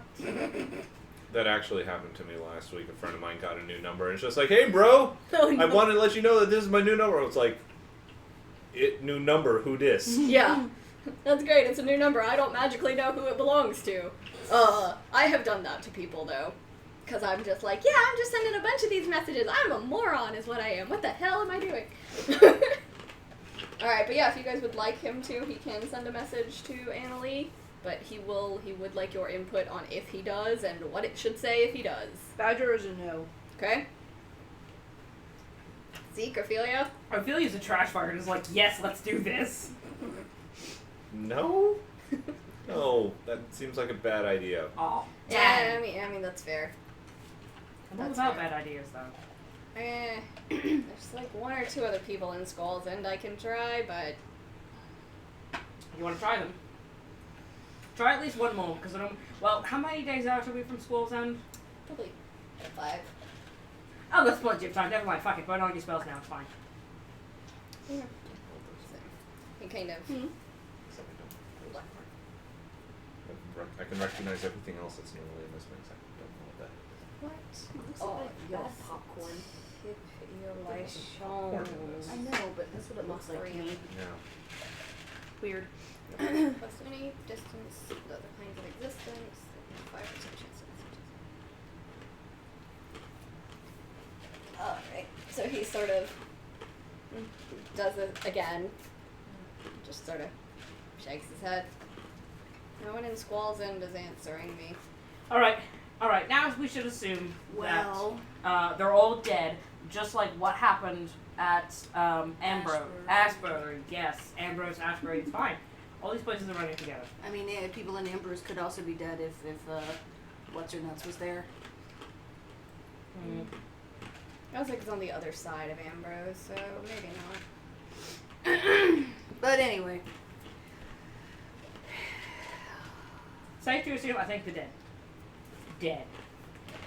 No one dies in Tueriesal. yeah, but that's the thing, though. Except none of the people that were eaten by the black ooze came back.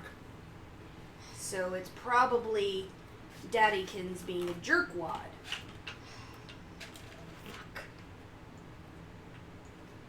I'm gonna set in my super soldier to solve this problem. Blah, blah, blah. Yeah. Hopefully I live long enough to at least deal with her then. We'll make sure you live long enough. Speaking of which, while we're here, could we brew some of those health potions using sock potion. Yeah, using the sock. The sock pile. So that we can stockpile some more potions. While we're on our 2-week journey. Yes, you guys absolutely can brew as many potions as you would Well, like. that would be exactly 14 potions. Okay. 14 potions of healing. All right. God Almighty, I will never need to cast another healing spell. So God help me.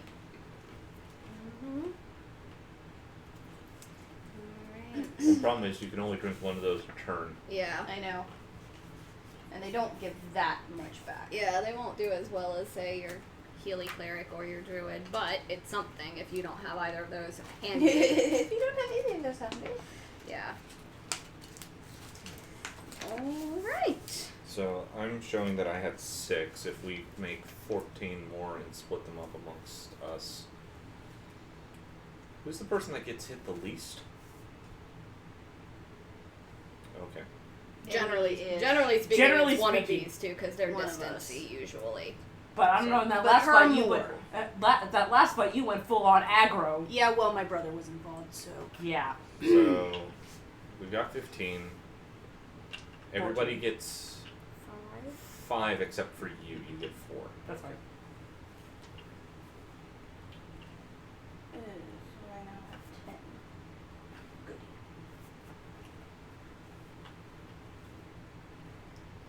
$11 for me. And then the one greater healing potion I have. And I've still got 6 potions of water breathing. Alright.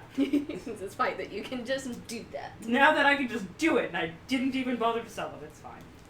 I'll just chuck them to people. Turn them into, like, Molotov cocktails. I don't even know if they're flammable, but we're gonna find out. Alright, well, would you guys like to take a break here, or would you like to keep going? Let's take a break here. Okay, we'll take a brief break, and we will be back in like 10-15-ish minutes. One day we'll actually have a countdown timer thing. Well, Today is not that day. We're working on it. We're working on it. We're hoping to do a bunch of changes and stuff, but Yes. we'll Visual change is coming. BRB. Yay, BRB!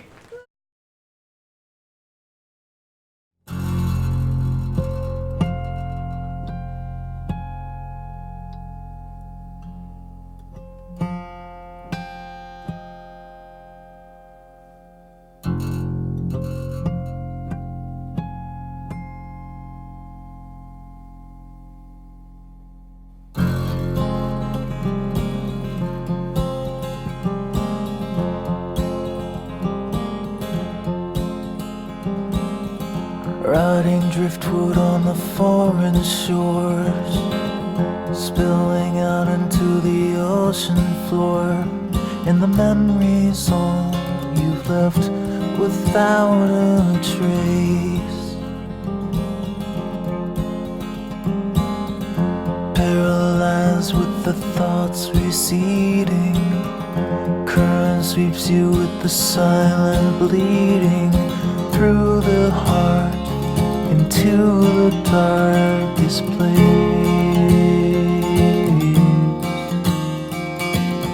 Well, turn around, there's nothing to see here.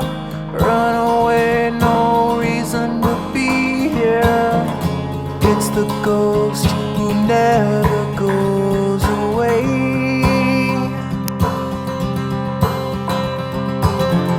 Turn around and leave this behind now.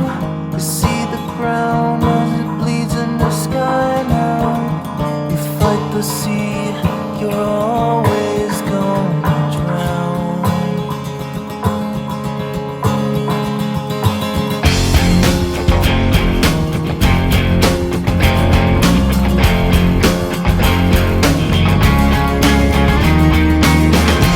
All the secrets that you're holding, all the memories you hide, all the frail thoughts that echo in the corners of your mind, they won't even last a moment, they will soon be swept away when the ocean takes you in its arms and carries you away. You carry all your burdens on the cross around your neck. You take whatever's left that you could salvage from the wreck, and the hard past will follow you like a lost dog on the beach, nipping at your trail till you've drifted out of reach. Yeah, turn around, there's nothing to see here. Run away, no reason to be here. It's the ghost who never goes away.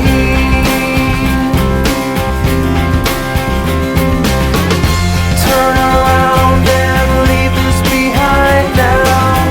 See the ground as it leads to the sky now. You fight the sea, you're always gonna drown.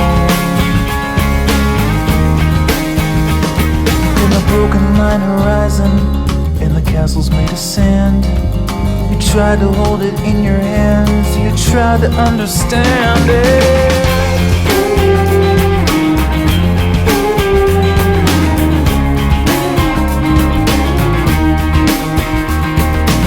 Ocean asks the questions, and it holds the answers too. It dissolves away the lies about the things you thought you knew.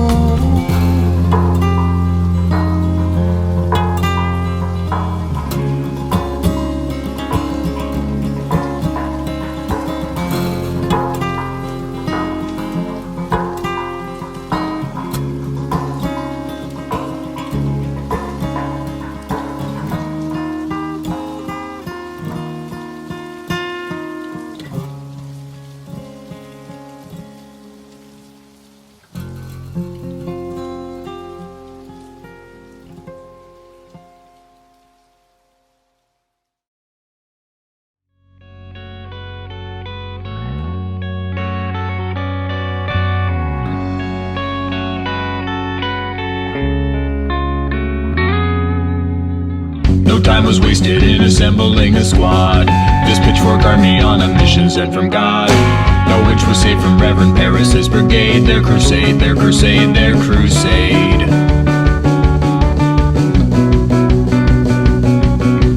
Call the magistrate and don't you wait another minute, cause this town is going to hell if we don't put away the sinning. And we got no time to let a jury have their turn. Let 'em burn, let 'em burn, let 'em burn.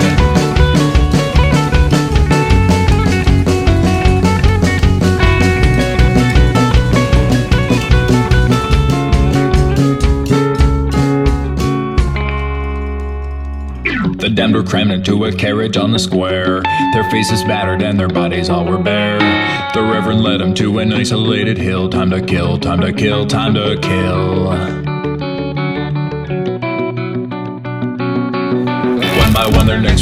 beneath the cedar tree. The spirits vanished and the demons all were free.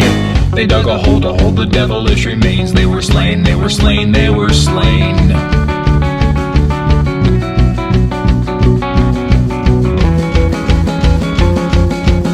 The town was safe from all those wicked dissidents. They could continue with their life of innocence, dispensing justice from a higher power.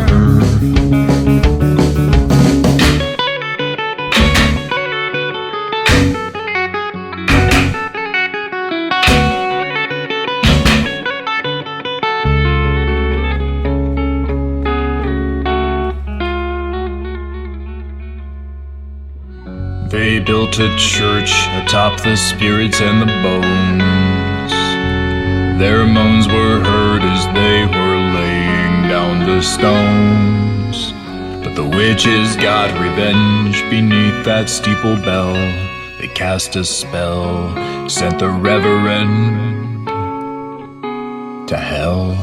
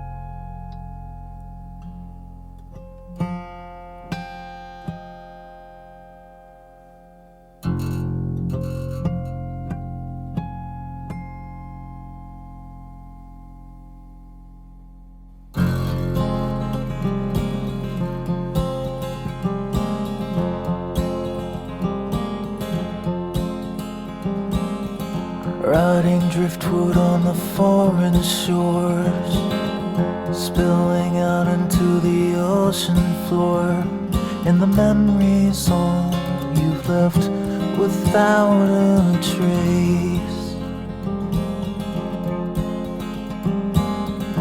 Paralyzed with the thoughts receding, current sweeps you with the silent bleeding through the heart into the darkest place.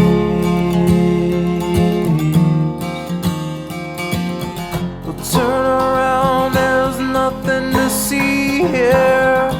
Run away, no reason to be here. It's the ghost who never goes away.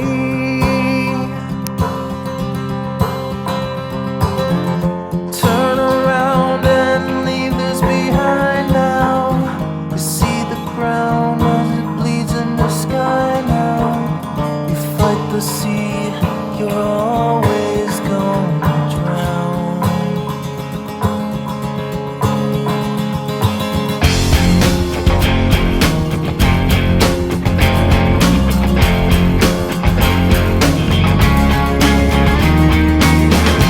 All the secrets that you're holding, all the memories you hide, all the frail thoughts that echo in the corners of your mind, they won't even last a moment. They will soon be swept away when the ocean takes you in its arms and carries you away.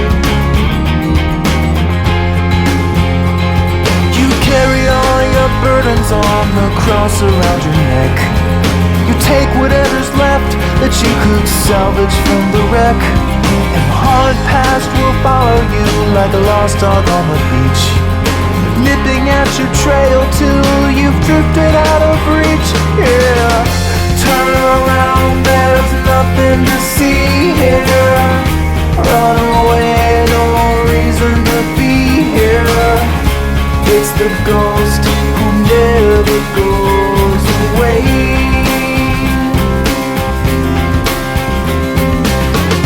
Turn around and leave this behind now. See the ground as it leads to the sky now.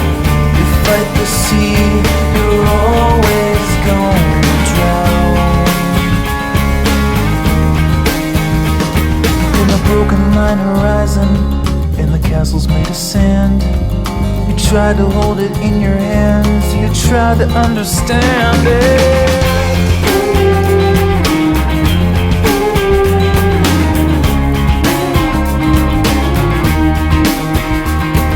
The ocean asks the questions, and it holds the answers too.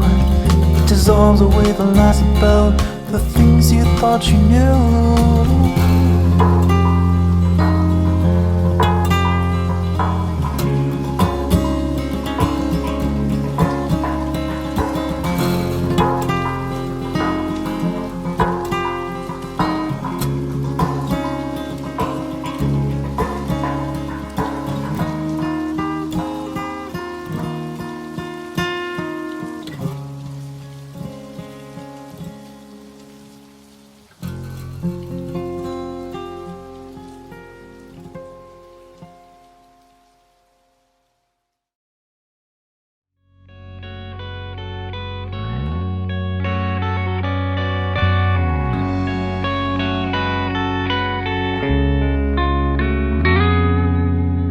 No time was wasted in assembling a squad. This pitchfork army on a mission sent from God. No witch was safe from Reverend Paris's brigade. Their crusade, their crusade, their crusade.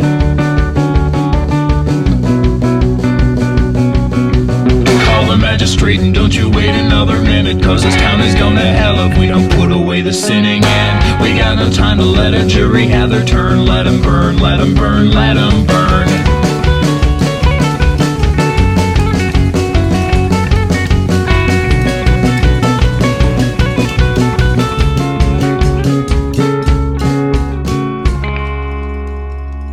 The damned were crammed into a carriage on the square.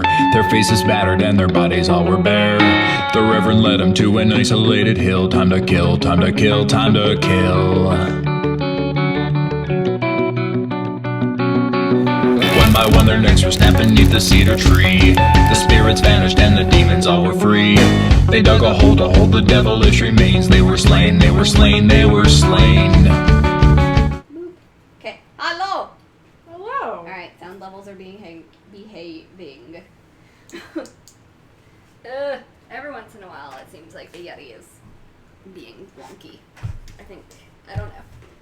Something's being wonky with the sound every once in a while, because that's the second time the Yeti has just wigged out.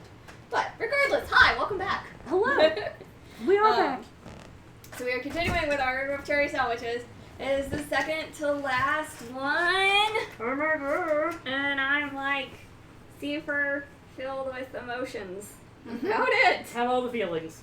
So, yeah, this will be my second campaign I've run to completion, so that's weird. And I'm getting my first ever character commission for Badger.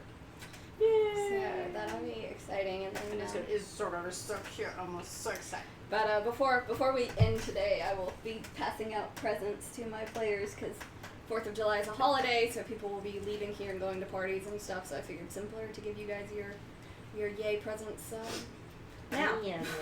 So that'll be end of session. So now you have something to look forward to. Yay. Alright, so our players are on a boat heading to Squall's End. I'm on a boat. I figured that you said at least one point. Their intrepid captain has alerted them that nobody from Squall's End is responding to his messages that he has been sending to the city. Ophelia very negatively just goes, I bet they're dead. Fox is not convinced of this. I got 10 of whatever on the fact that they're dead. I have 10 of whatever. Oh, I was like, I thought you were rolling something. I was like, but what did you roll? Yeah, Zeke's Since not, money doesn't actually exist in this world. Zeke's not taking that bet. Yeah. All right.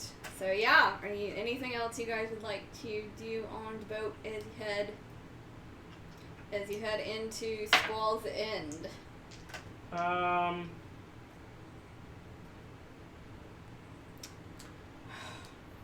It's not really much we need to do, is there? Unless you want to re-prepare spells. I can. Because I feel like we're gonna be preparing for so a say fight. about 2 days before you guys actually get there. So you still have time to do stuff. I'll say you begin to see in the distance that the water is starting to take on a blackish hue. Oh, So, boy. Zeke is going to probably do something that might literally blow up in his face. Okay, I love it. When, like, after he makes essentially enough booze for himself, Uh-huh. he's going to essentially start, like, triple distilling something so that he can essentially make at least 1 or 2 Molotov cocktails. Okay, alright. Alright, sure. You can let me know how that goes. Yeah. I roll percentile. Alright.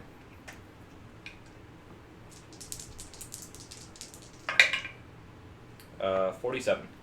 Miriam. So say you manage to get one bottle that's kind of, you're pretty confident will work as a Molotov cocktail. The others are kind of not Yeah. really gonna work. But, you know, you've probably grown some extra body hair. From the DAP-proof dough. Yeah, nobody spark anything Yeah. in the distillery room. No candles to be lit today or ever again, please. Alright. But yeah, so as you guys are approaching about 2 days out or so, you notice the water starts to take on a black hue, as well as becoming slightly thicker. Thanks, I hate it. Sorry, one unrelated question. It's been, you said, like 2 or 3 weeks. Yeah. Is Zeke's original color starting to grow Your out? original color is beginning to show, so you Okay. have the blue with roots. It's Yeah. very attractive beard and hair look. Yeah, well, don't forget, it's like partially bleached out blue. It's very, it's a look. That is in fact a choice. It is, in fact, a choice.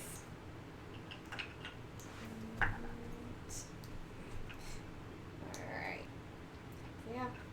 Continue onwards through the blackening and thickening water. Thanks, I hate it. Kind of get the smell of ash and ruin starts floating on the air. And you can begin to see smoke on the horizon. Bets that she burned it. I already placed bets that everyone's dead, remember? Oh, yeah, everyone's dead, yes, but bets that she burned it. Oh, actually, this is going to be a stupid bet because it's already on fire. No bet? No I'm bet. not taking that bet. Damn it. Gave it away. Alright. What the hell is that? Also, by the way, detect magic. Okay. So the water is diluting a lot of it, but whatever sludge is in the water is very reminiscent of what happened in Ashbury. Okay. The water has diluted it a lot, so it's not quite like potent, but you still get the sense that is what is here in like a 1/1,000,000th of a part of the water. Cool.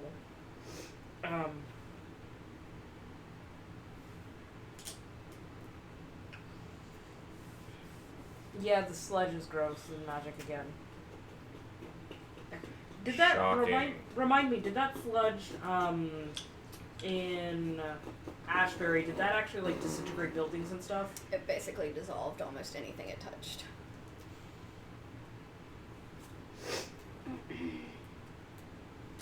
Yeah, we totally sailed into a trap, but, ain't much else we can do about it right now.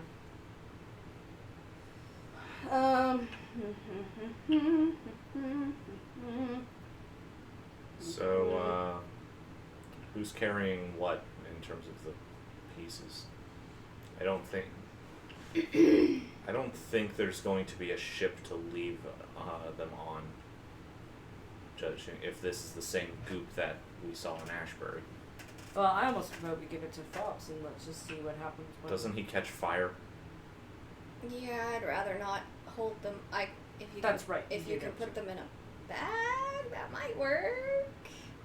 Okay, with the pieces, when we have all 6 of them assembled, what do they do? They all sort of begin to pulse together in the same golden color that Fox's eye lit up in when Badger rudely asked him a question while he was right there. I'm gonna cast divination. And they sort of pulse almost in a heartbeat type pattern. Can I try attuning to them? You can, but it doesn't really... You get the sense that this is a magical item of a life force. But it doesn't really, like, click with you as, like, a, yes, I can use this to do a thing. You kind of spend 30 minutes, an hour-ish concentrating on them. And that's the main sense you get. Basically what I'm trying to do is I'm trying to find a way to make it so where... I'm kind of hoping this is like a light beam in the darkness where it's like I can get them to where they can part whatever groupie nastiness is fucking eating up this island. Okay. And try and get them to like help us in this final battle that we're about to approach. Okay. Roll me an Arcana. But hear me out. What if I didn't? What if I didn't and you just let me do this because it's cool? Okay, that's not bad. That's a 16. Okay. So you spend a good bit of time with these gems trying to figure out a way to make them sort of do what you want, and you kind of get the sense that while it doesn't necessarily click like when you've attuned to a magical item, you do get the sense that these things will protect you from this sludge. They may not purify everything else around it, but individually they have the power to protect you from the sludge. And you imagine that you potentially could place them strategically, protect the boat, keep them on your person, protect yourselves, that sort of thing. But it feels like it is missing pieces, so they are unable to connect to each other. So basically the missing piece is Fox's eye. It's Fox's eye and the tongue that you are currently seeking in Squall's End. Okay. So you currently you're not really missing Fox, but you're missing the tongue. And so the pieces sort of can't communicate with each other. They're like miscommunicating with each other. Yeah, it's like they're not quite able to match signals.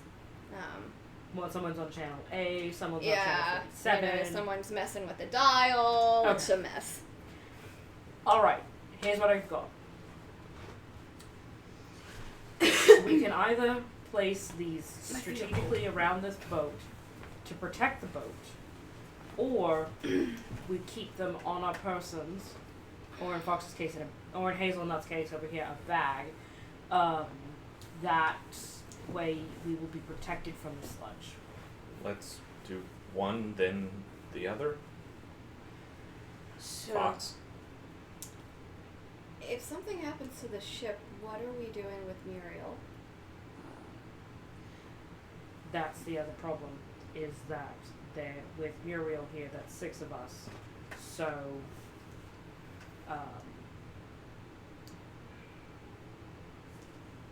Yeah, you guys have 5 gems currently. Fox is 6. And there's 5 individuals, but Fox can't really hold them either. Yeah. Why don't we just give one to Muriel once we're ready to reach the end of the world?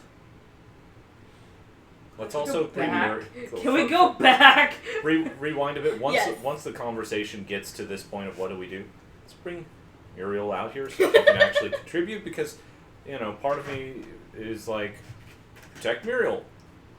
I feel like she should have a say in that. Yeah. Fair enough. my question is if we...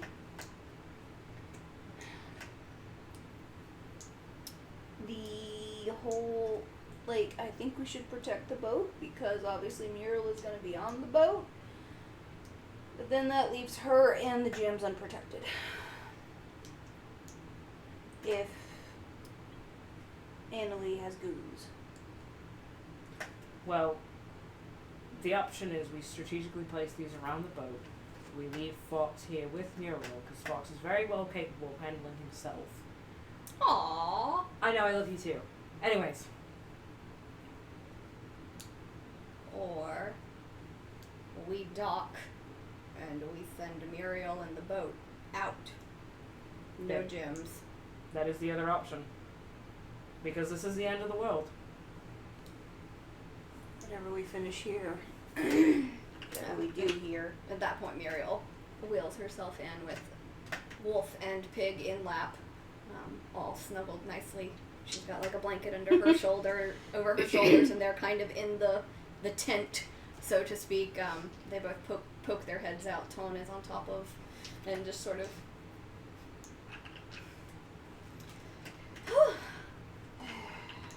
This is a conundrum. We have a huge conundrum that we are approaching right now. Okay. So, there's enough gems to protect 5 people. Great. There are 5 of us. Fox can't hold them. He has his eye. The problem is, we feel like we are going into a final battle. Oh, okay. So, the thought is either we...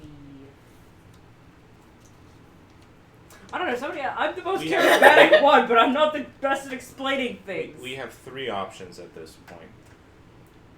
We can leave the gems here to protect the ship and venture in on our own. Okay. Either by leaving Fox here or not.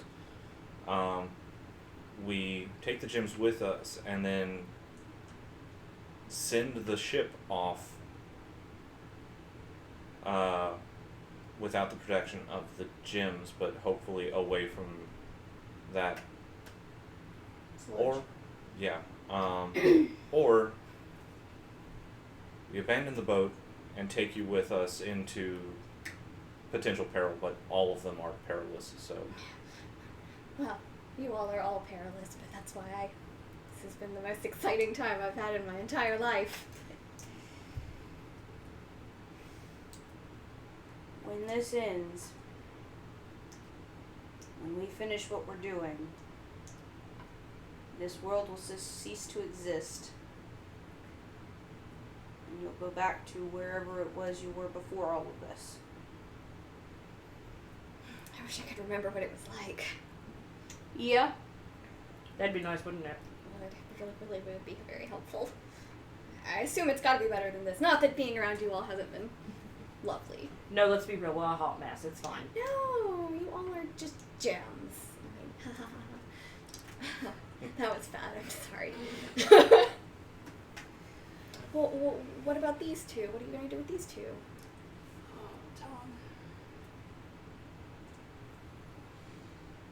That's the other problem we have, is that if we either... That's the thing I don't like about this, is that we either can take you and you keep a hold of them, they're not going to be happy, but, you know, they stay in your lap and you come with us to whatever mortal danger we're about to get into as a faithful scientist. You remember that sludge from Ambrose? Nope. Ashbury. I remember that sludge from that city we were first in. I don't remember what it was called again. I do, I remember it. That's what we're walking into. Oh. And Annalie. Yep. Oh, well, I would quite like to punch her. Zeke pauses for a moment and, like, hold that thought, and then leaves the room. Okay. He goes down to wherever we had, like, extra equipment and starts rooting around. Can he find, like, a crossbow? Yeah. Cool. Yeah. Comes back, crossbow and a quiver of bolts. All right, I think I can learn how to do that. I mean, you really just pull and aim, pull, shoot. You know, it's not super hard. I believe in you. I can do that. The worst part about it is just aiming. And I've been working, and I maybe have found I don't know, it won't be enough for a whole city, but I've maybe found a way to neutralize some of that sludge. I might have taken a small sample with me when I fled Ashbury. That doesn't surprise me, and I love you for it. Titanic. Ophelia's just going to stand there and put her hands on her hip. Look, Missy! Doing dangerous things, that's our job, thank you. You're a bad influence. We are very bad influences, and how dare you follow our example? Shall have a word with your mother when this is over. But I think I can make enough to maybe counteract the worst of it. At least a path. It won't be enough for a whole city. I don't have enough equipment for that, but I can make you a couple flasks of it. If you can, do you need some help brewing more? I mean, help would always be welcome. I will endeavor to assist and help her brew more, Okay. if possible. The animals can stay with me. That's all right. But if we're going to the end of the world, I think If we're going to the end of the world that we dragged you along I've to. never seen the end of the world. I think that would be quite interesting to get to document. No one's ever really been able to actually document something like that happening. I mean, what happens? What happens to the energy that... Badger just walks over and hugs her. And he's just like, Please don't. don't change. Don't change over. I mean, I'm far too set in my ways at this point, too, but thank you. But, yeah, the animals can stay in my lap, and I'll do what I can with the crossbow. I promise to not get in the way. I'll stay at the edges. I'd like to get one-shotted. That's all I really need. Sometimes it's all you need is just the one shot straight in his stupid face. I never liked her. From the get-go, she was a... Oh! She was a bitch and we all hate her. Anyways, let's go brew some more of that. Oh man, I can turn into a bear and take out her kneecaps. Those kneecaps you've been lusting over for like 30 sessions. I'm gonna help if she wants help, if she needs any help. But I'm She's gonna. happy for help. Okay. And she will actually ask you if she can borrow your distillery. Yeah. And sort of get you to kind of help her figure out how that works, because she's Yeah. not quite... She doesn't brew alcohol very much, Yeah. so she's trying to not blow everybody up. Yeah, Zeke carefully takes everything outside, gives it a day to air. Though I think one other thing that Zeke would probably like and would probably be forced to enlist Fox's help, because he can't do the magical wuju, is basically attune a marble to everyone else. Okay, yeah. And then give them all one basically for him, but essentially as far as he's concerned, we might all want to find each other again. Yeah, so. yeah. Fox is happy to help. And while you're doing, you're getting your marbles distributed, he kind of goes, I know it's probably maybe going to get me punched again, but on the other side, if you happen to see my sister, if you'd just buy a drink for her for me. Fair enough. Thank you. If you need water, Badger is I can create up to 45 gallons of that. Perfecto. God, just Muriel desperately wants to get one of those the backpacks with the spray things that you just walk through. You just see Badger constantly just summoning water behind her. This is fine. Alright, Ophelia, just make me let's do a nature. Say shit. Okay, I'll take that, because I was like, I'm trained in that! That's a 21. Okay. Yeah, I was about to say, don't say that before you roll, because the dice will hear you and be like, oh, are you feeling confident? First it started at a 10, and then it finally flipped over to a 17, and I was like, yes, I am good at that dice! Oh, that was poor Badger, I'm good at wisdom things, that's an 8. Nice, motherfucker! 8. The dice roll. Okay, so you and Muriel sort of set to work, and you guys managed to brew, let's say a dozen, flasks of... Frick yeah. Of a substance that Muriel is pretty confident will... It probably won't completely remove the sludge, but it will neutralize it, so it's no longer... It won't be eating at you, potentially. So you at least could clear a pathway, could clear something that you need to touch, that sort of thing. Yeah, okay. So it won't be enough to clear a whole city for sure, but it will get you guys... It'll get us where we need to go. It'll get you probably where you need to go. Hey, Badger. Does Muse? I have a question. Okay. I'm gonna hand you one of the flasks. Do you think, using your power to create and destroy water, that you could potentially, copy that? I don't know, DM. Do you think I could do that? Yeah, let's I'm see, asking what does that spell Asking say? for a friend! It says either create or destroy water. Yeah, I mean, I think since it specifically says water, probably not, because then you could presumably create or destroy any liquid. Damn. So, you could create a bunch more water, or you could destroy the water in that liquid Yeah, and be that's left what I with was- just the pure whatever else was in it. Yeah. Muriel's special love. Sorry, my something completely different, and I'm 90% sure it wouldn't work. But part of my brain was just like do the whatchamacallit, the scene from the Constantine movie where you take the holy thing and you dunk it in a giant vat of water and just like, it's holy now! All of it's holy! Yeah, it doesn't quite work in that way. Yeah. It would still be there, it would just be more diluted, so it probably wouldn't be as effective. So you could do that. You absolutely could pour some in and just dilute it out a He's little just like more. shooting water and And just hold that out. You absolutely 45 gallons! And Fox can do that spell too, so you guys have So a... just have it like hooked up like an aquatic version of an air sprayer. So just you got the additive here and then just Yeah, basically Badger yeah. in 45 gallons of water. Here we go. Just all going nonstop. So that would, I only can do that twice because that's a fourth level spell with 45 gallons. But anyway, Yeah, Fox can do that 7 times. if 1, 2, 3, 4, 5, 6, 7, 8, 9, 10, 11, 12. I could technically do it 12 times, but it would be less powerful each time. Anyway,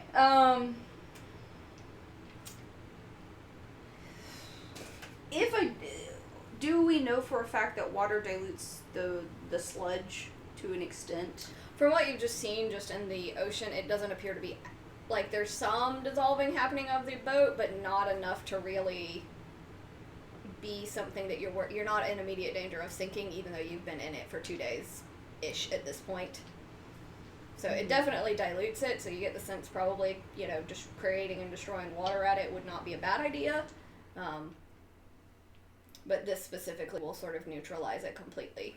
Can I, with Muriel's help, can I tell if it's like an acid-based kind of situation, or is it like poison? And, yeah, make a nature. That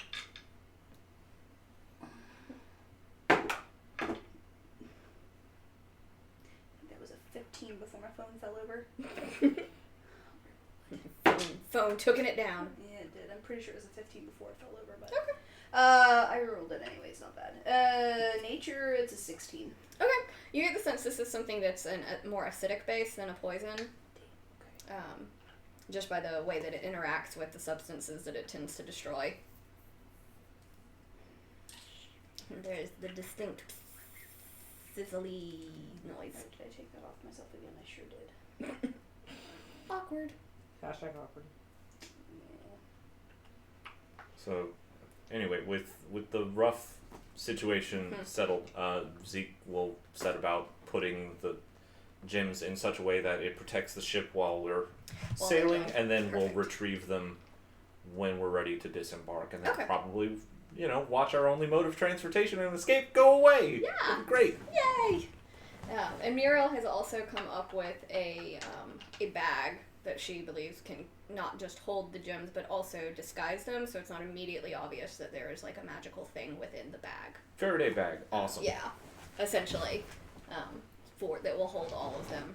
Love And it's big enough to add in another 2. It's a fairly small bag, but it's got room for 7 gems total.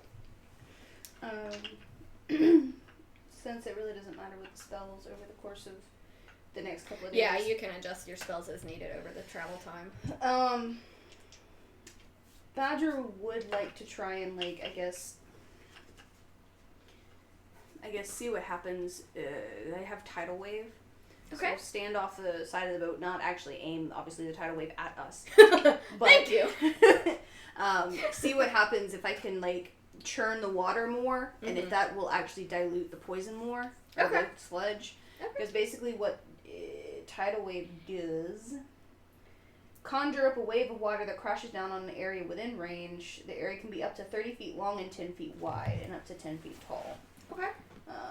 So basically trying to pull it up from the ocean and just kind of crash it and churn it a bit. Okay. To see if that makes it look like it dilutes it more. So you get the sense it does. You get the sense this poison liquid sludge nonsense floats. It floats on the top, so when you do that, you kind of churn it down. And the water clears for a minute, and it slowly darkens again, but you get the sense that you have directly removed it from immediate contact with the boat and with the surface when you do that, because this does appear to just float on the surface. Okay.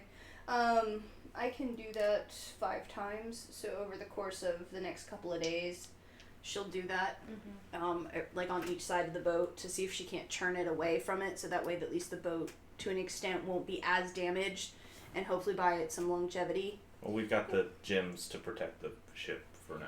Yeah, and the gems definitely are helping as well. So between all of that, the boat is actually doing pretty well.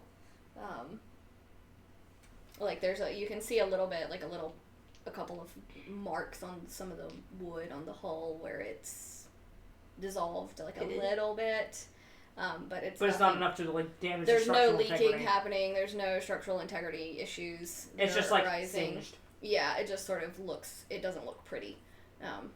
But between the gems and Badger helping with that, with adjusting and trying to sort of clear the water from the more vital areas, you guys have managed to get through, and you're pretty confident that the boat's, maybe it'll still be there. Who knows?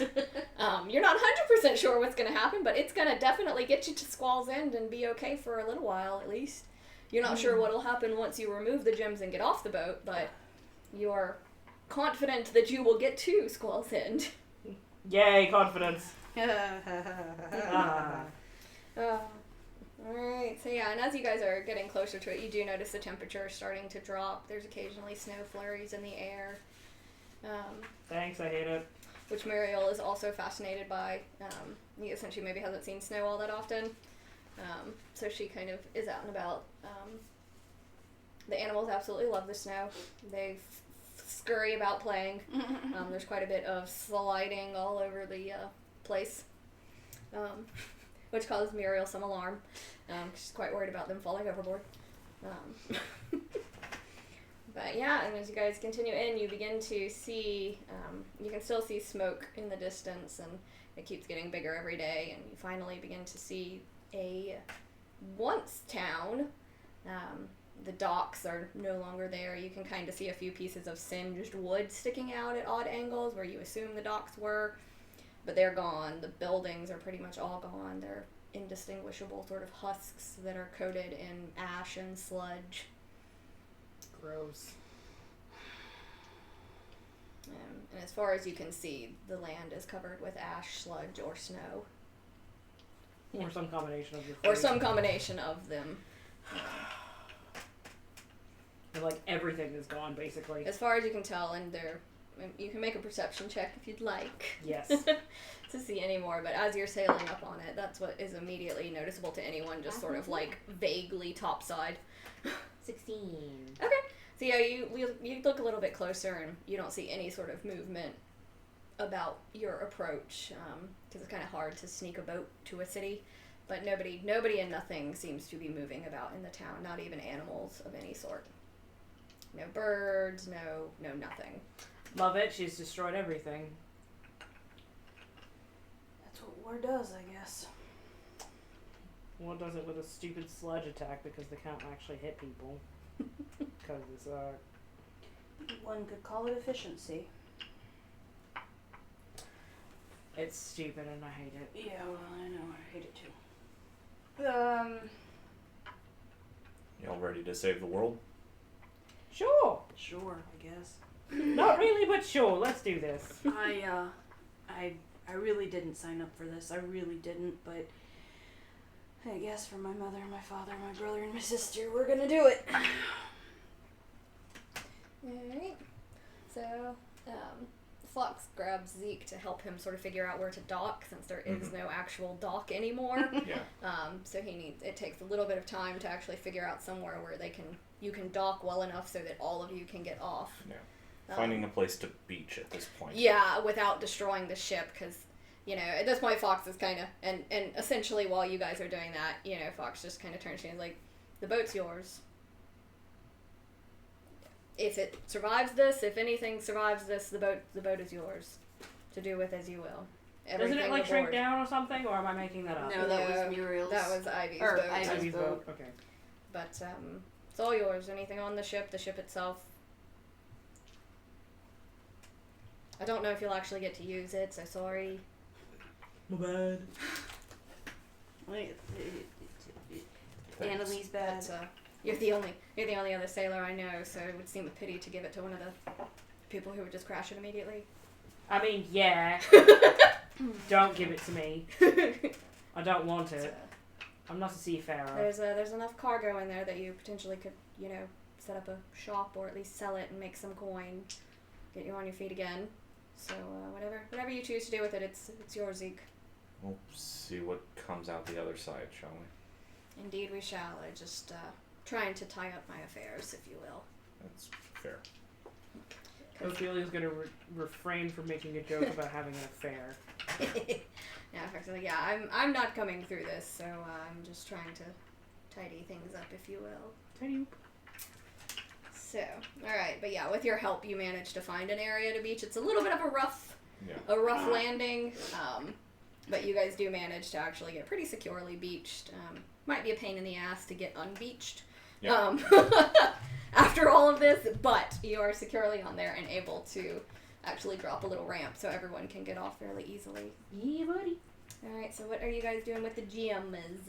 I would say, wait until everyone is, You know what? I just realized something, guys. What? I can fly now! Let me do a fucking flyby and see what the fuck is up on this fucking island! That's amazing, Badger. Wait! I can Wait! fly! I believe I can fly. Zeke would probably suggest that basically the moment that essentially, get all of the gems rigged up on, a quick release thing. Yeah. So that essentially once everybody's disembarked, just grab, run down the plank, and then, okay, we got them, and then... Yeah. Okay. At least that's what he's half expecting to happen. Alright, fair enough. Yep, I can turn into a fucking giant eagle. Very nice. Sure. 50. 55. Sure. You know, she is a little bit of a I'm gonna do it. Okay, so. Oh boy. Just a little bit extra. She is, she can be. Ophelia's rubbing off on everyone. I regret nothing. No records. No regards. So Badger is going to, kind of get up on the bow of the ship, and she'll I'll be right back, guys. It turns into a giant fucking vulture. Okay. Okay, bye! And I would like to basically do a flyby. I have a fly speed of 60. And yeah, I would like to kind of see what what else is beyond, Where you are directly. Yeah, I'd say Are you at all trying to be sneaky about your giant vulture flying through the sky? I don't know that you can be, That's what you can. but I can certainly roll a stealth check if you want me to. If Badger is trying to, I mean, I know it's not really, like a giant vulture type thing, but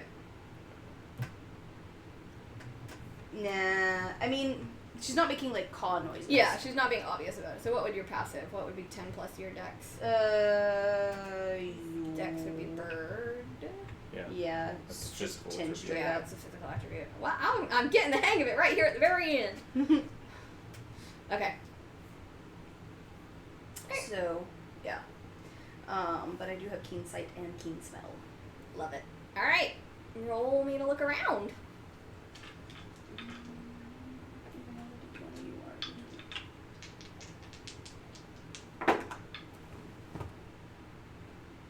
Wow, okay. Such a juxtaposition of changing into a vulture. That is a,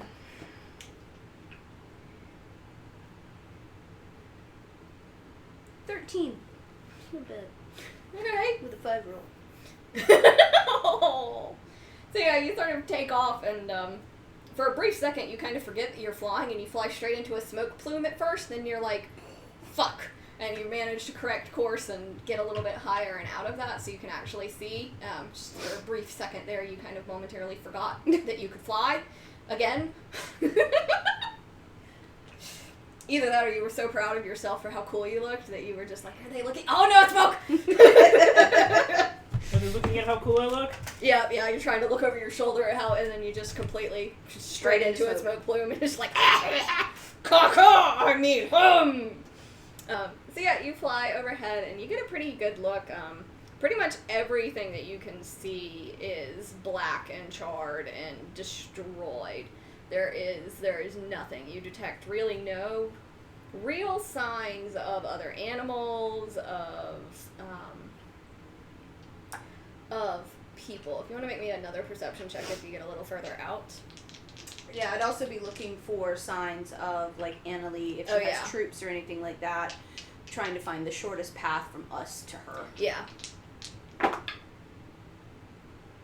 a far better roll. You've gotten the hang of being a bird. Yes. And we'll say while she's doing this, you guys are doing the quick rig of the gems so that you guys can figure out how to get out and quickly get them to you and off. Getting Muriel off and getting her situated with her crossbow and the animals. I'm curious.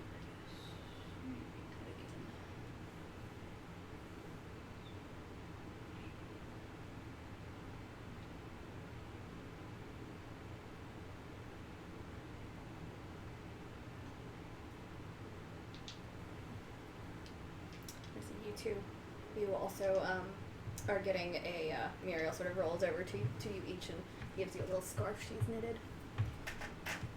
They're kind of like really shitty knitting. Like you get the sense she probably picked up knitting on the boat because she was bored.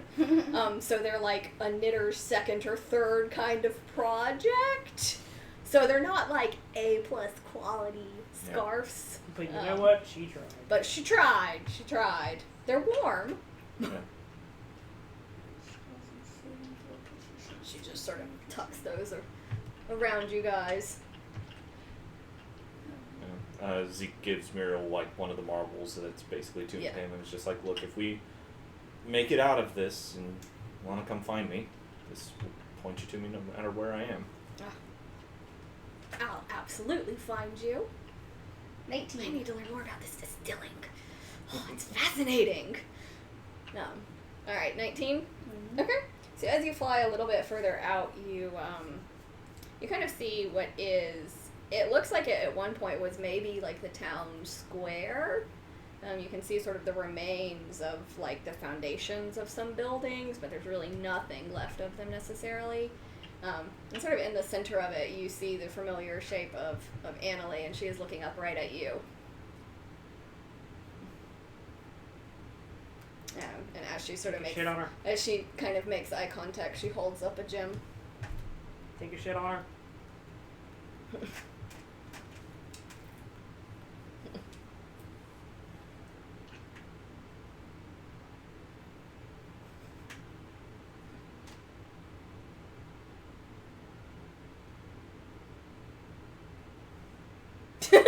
Oh no, Carolyn's thinking really hard. I think she's debating about the 1 in 20 chance of ending this whole thing without a combat encounter. Yeah, it absolutely could happen.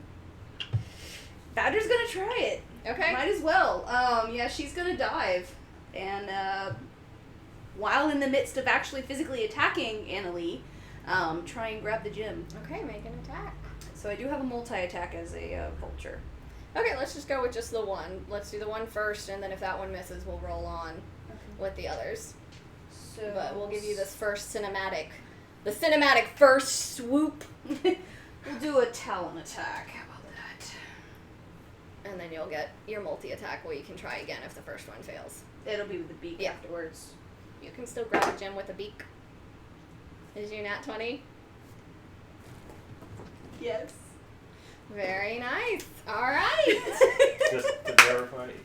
Yep, that's the one on the opposite side, so yeah. Because it's a Kraken dice, so. Yep. All right. So yeah, so you kind of swoop in and you actually take her off guard and you manage to snatch the gemstone from her hand. With that in hand, I am booking it! Alright. Wham! Bye, bitch! She's like, shit, she can do spells! She can do spells! She can do spells! Yep. Run away! Flee into the night! Flee into the night! Alright. So yeah, she is coming at ya. Cleopatra. Oh shit! Oh shit! Oh no. No! Oh no! So that's a little heart. Yep. Yeah, not 22, you not 20 me. Alright. That's fine. Oh boy, I need a lot of dice. Oh shit. What did you fucking cast? How far off the ground are you at this point? 4, I imagine. I just went down and up. What's your... Fly speed of 60. So we'll say you dove down 60 and you're flying up 60? Okay. Or, yeah. However, whatever it was, whatever action it is, but Badger's on the uptake currently. Yeah. I mean, one assumes that you're maybe 30 feet off the ground, because, you don't go... Well, I suppose that, yeah, because if we're doing this combat-wise, you use your full movement to dive in and grab it, so you're there. Either that or I waited, it was like 30 feet down, attack 30 feet up. Yeah, we can go with that. Okay. Because one assumes, like, at that point, it's just, surprise round of a double move, and then...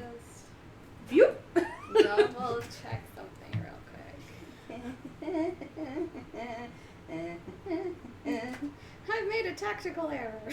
I have made a choice, is what I have You made. have, in fact, made a choice. Okay. I'm gonna check on what level all this can be cast. Oh no. Oh no. Oh no. Oh no. Oh no. No. Well, while I'm looking up stuff, you guys can pass these amongst yourselves to whoever is on the envelope. Hit me.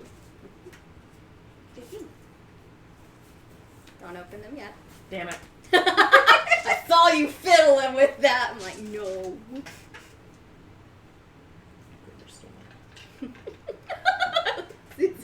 Shake, shake, shake. Damn it. Can't see through it. Yeah, imagine this is one of those God. envelopes that... No, you can very well see through the envelope, but whatever she's packed it in, you can't see what it is. So there's 2 things in here. There's definitely more than 2 things in here. Oh boy. She dropped it well. She knows me. Find out if Badger just gets dropped instantly. Well, I mean, Badger still has a couple of wild shapes, and the hit points from the wild shape don't bleed into the I know, thing, but so... it depends on the spell and what she's using. That is true, but, maybe... Especially with a nat 20. I know. Maybe big old bear, so you can soak some hit points and run away real fast. Oh no, oh no, oh no, oh no, oh no, oh no, oh no. Oh boy, okay. Well, actually, that could be perfect, because if you had enough time to stick it into, like, a pocket or something, it becomes part of your equipment, and then it just merges with your form, so it can't be, like, taken back from you, which is the big problem right now. Roll it, Andy. Come on, let's do I it. know, I'm just trying to verify for sure, because I didn't have her 100% statted out yet. I had her general stuff, but I didn't have her full spell list done. So I'm just trying to double check that in my haste I did not give her a spell that she should not have.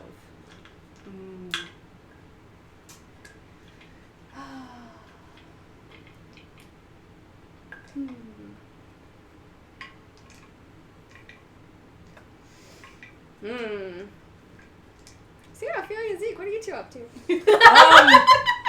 Well, we're just sort of like grabbing all the gems and stuff, I guess. I feel like there would have been a moment or 2 of watching it, and then just suddenly... Yeah, see the... Zoom! It's like... Oh, no! What is Huh. that? What is Badger doing? What is Badger doing? Because I am a large beast. So, I take up 4 squares on a map.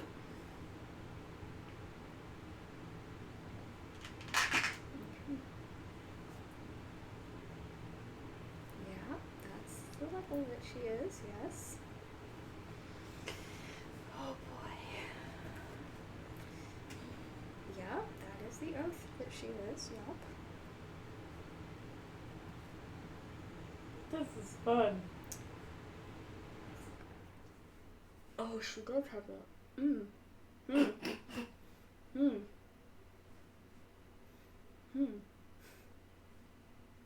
Okay. Alright.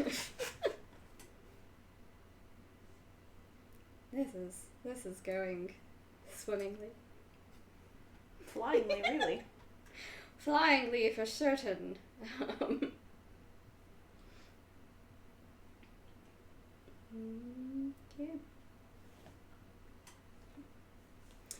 So you swoop in and you grab the gem and you start to fly away and you're like, fuck yeah, that was awesome. Yeah. And then from behind you. And then suddenly you you're flying and you're like, yeah, I'm so far away from her, and then you look and you notice that she too is flying. Okay. And you see that what you thought was a cape on her was a pair of wings that she had gently folded behind her back. Okay. As she comes at you and slams into you with her glaive. Okay. I might not be as fucked as I thought I was. Maybe. Okay. Well, she scored a crit, and if she had some sort of insta-cast spell, which clerics do, to deal extra damage. You ever seen a fly hitting a bug zapper? Yeah. 6.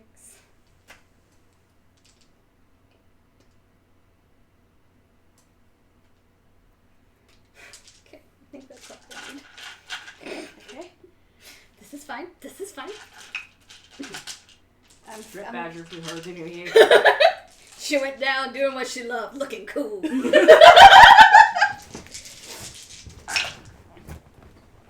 Alright. So, oh god, the dice really didn't like you today, Badger.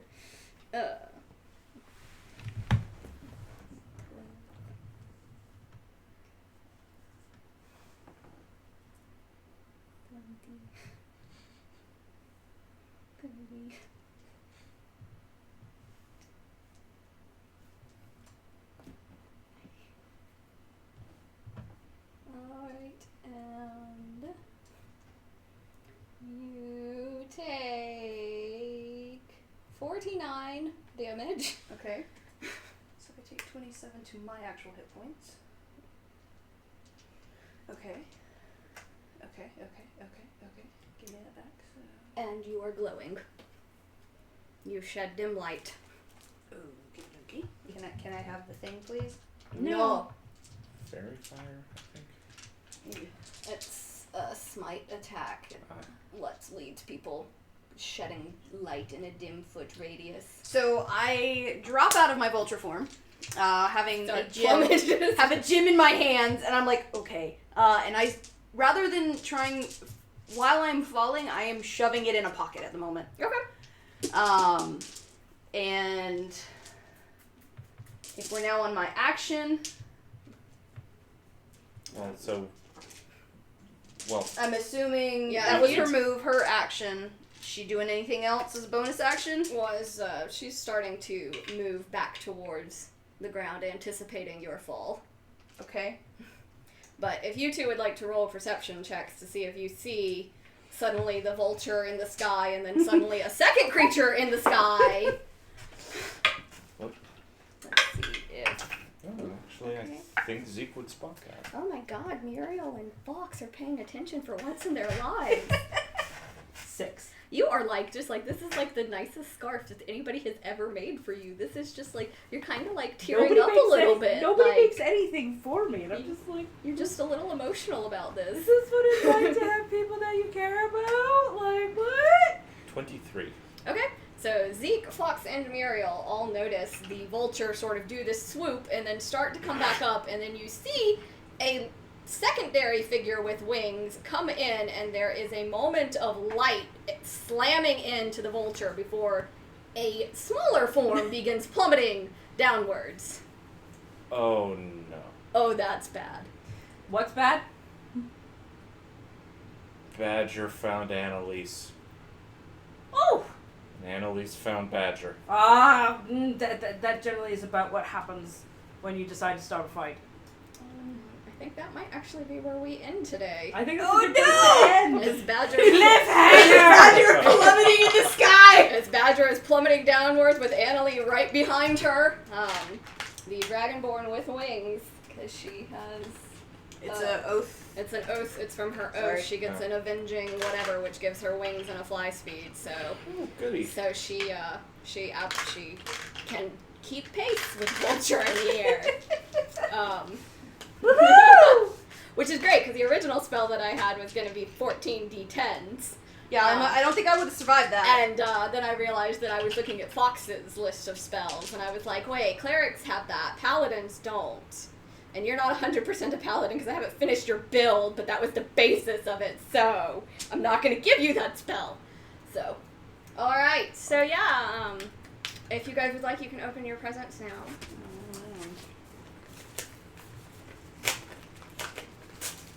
I'm making you guys do it on stream, because I love you. Do you? I do.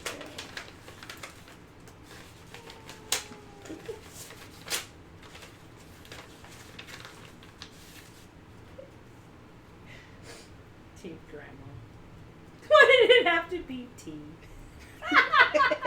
Are these stickers? Yes. So they're little stickers that you can put on whatever you want that I designed for the game, so you guys can have a little memory of them where you want to put them somewhere. We'll share better quality images of them on social, but you guys have been lovely to DM for, and I wanted to give you a little something to kind of hold the campaign on as after we're done. So I tried to make little fun moments. So there's Team Grandma. Why did it have to be teeth? And that I don't have to be alone for Badger. And then the little river of Tueriesal has a teeny tiny fox on one of the cliffs that you can barely see. But Oh, I see it. yeah, he's there. It just takes a minute. But yeah, so Pardon while I post that's this to Instagram. for you all, so that you can put them wherever you want. So I figured a sticker would be something you can put somewhere, or you can just hold on to, because I didn't want to, I try to not give people just superfluous knick-knack. So I figured a sticker is unobtrusive. Yeah. But I didn't want them to get lost in the 4th of July holiday chaos, so I figured I'd do that now.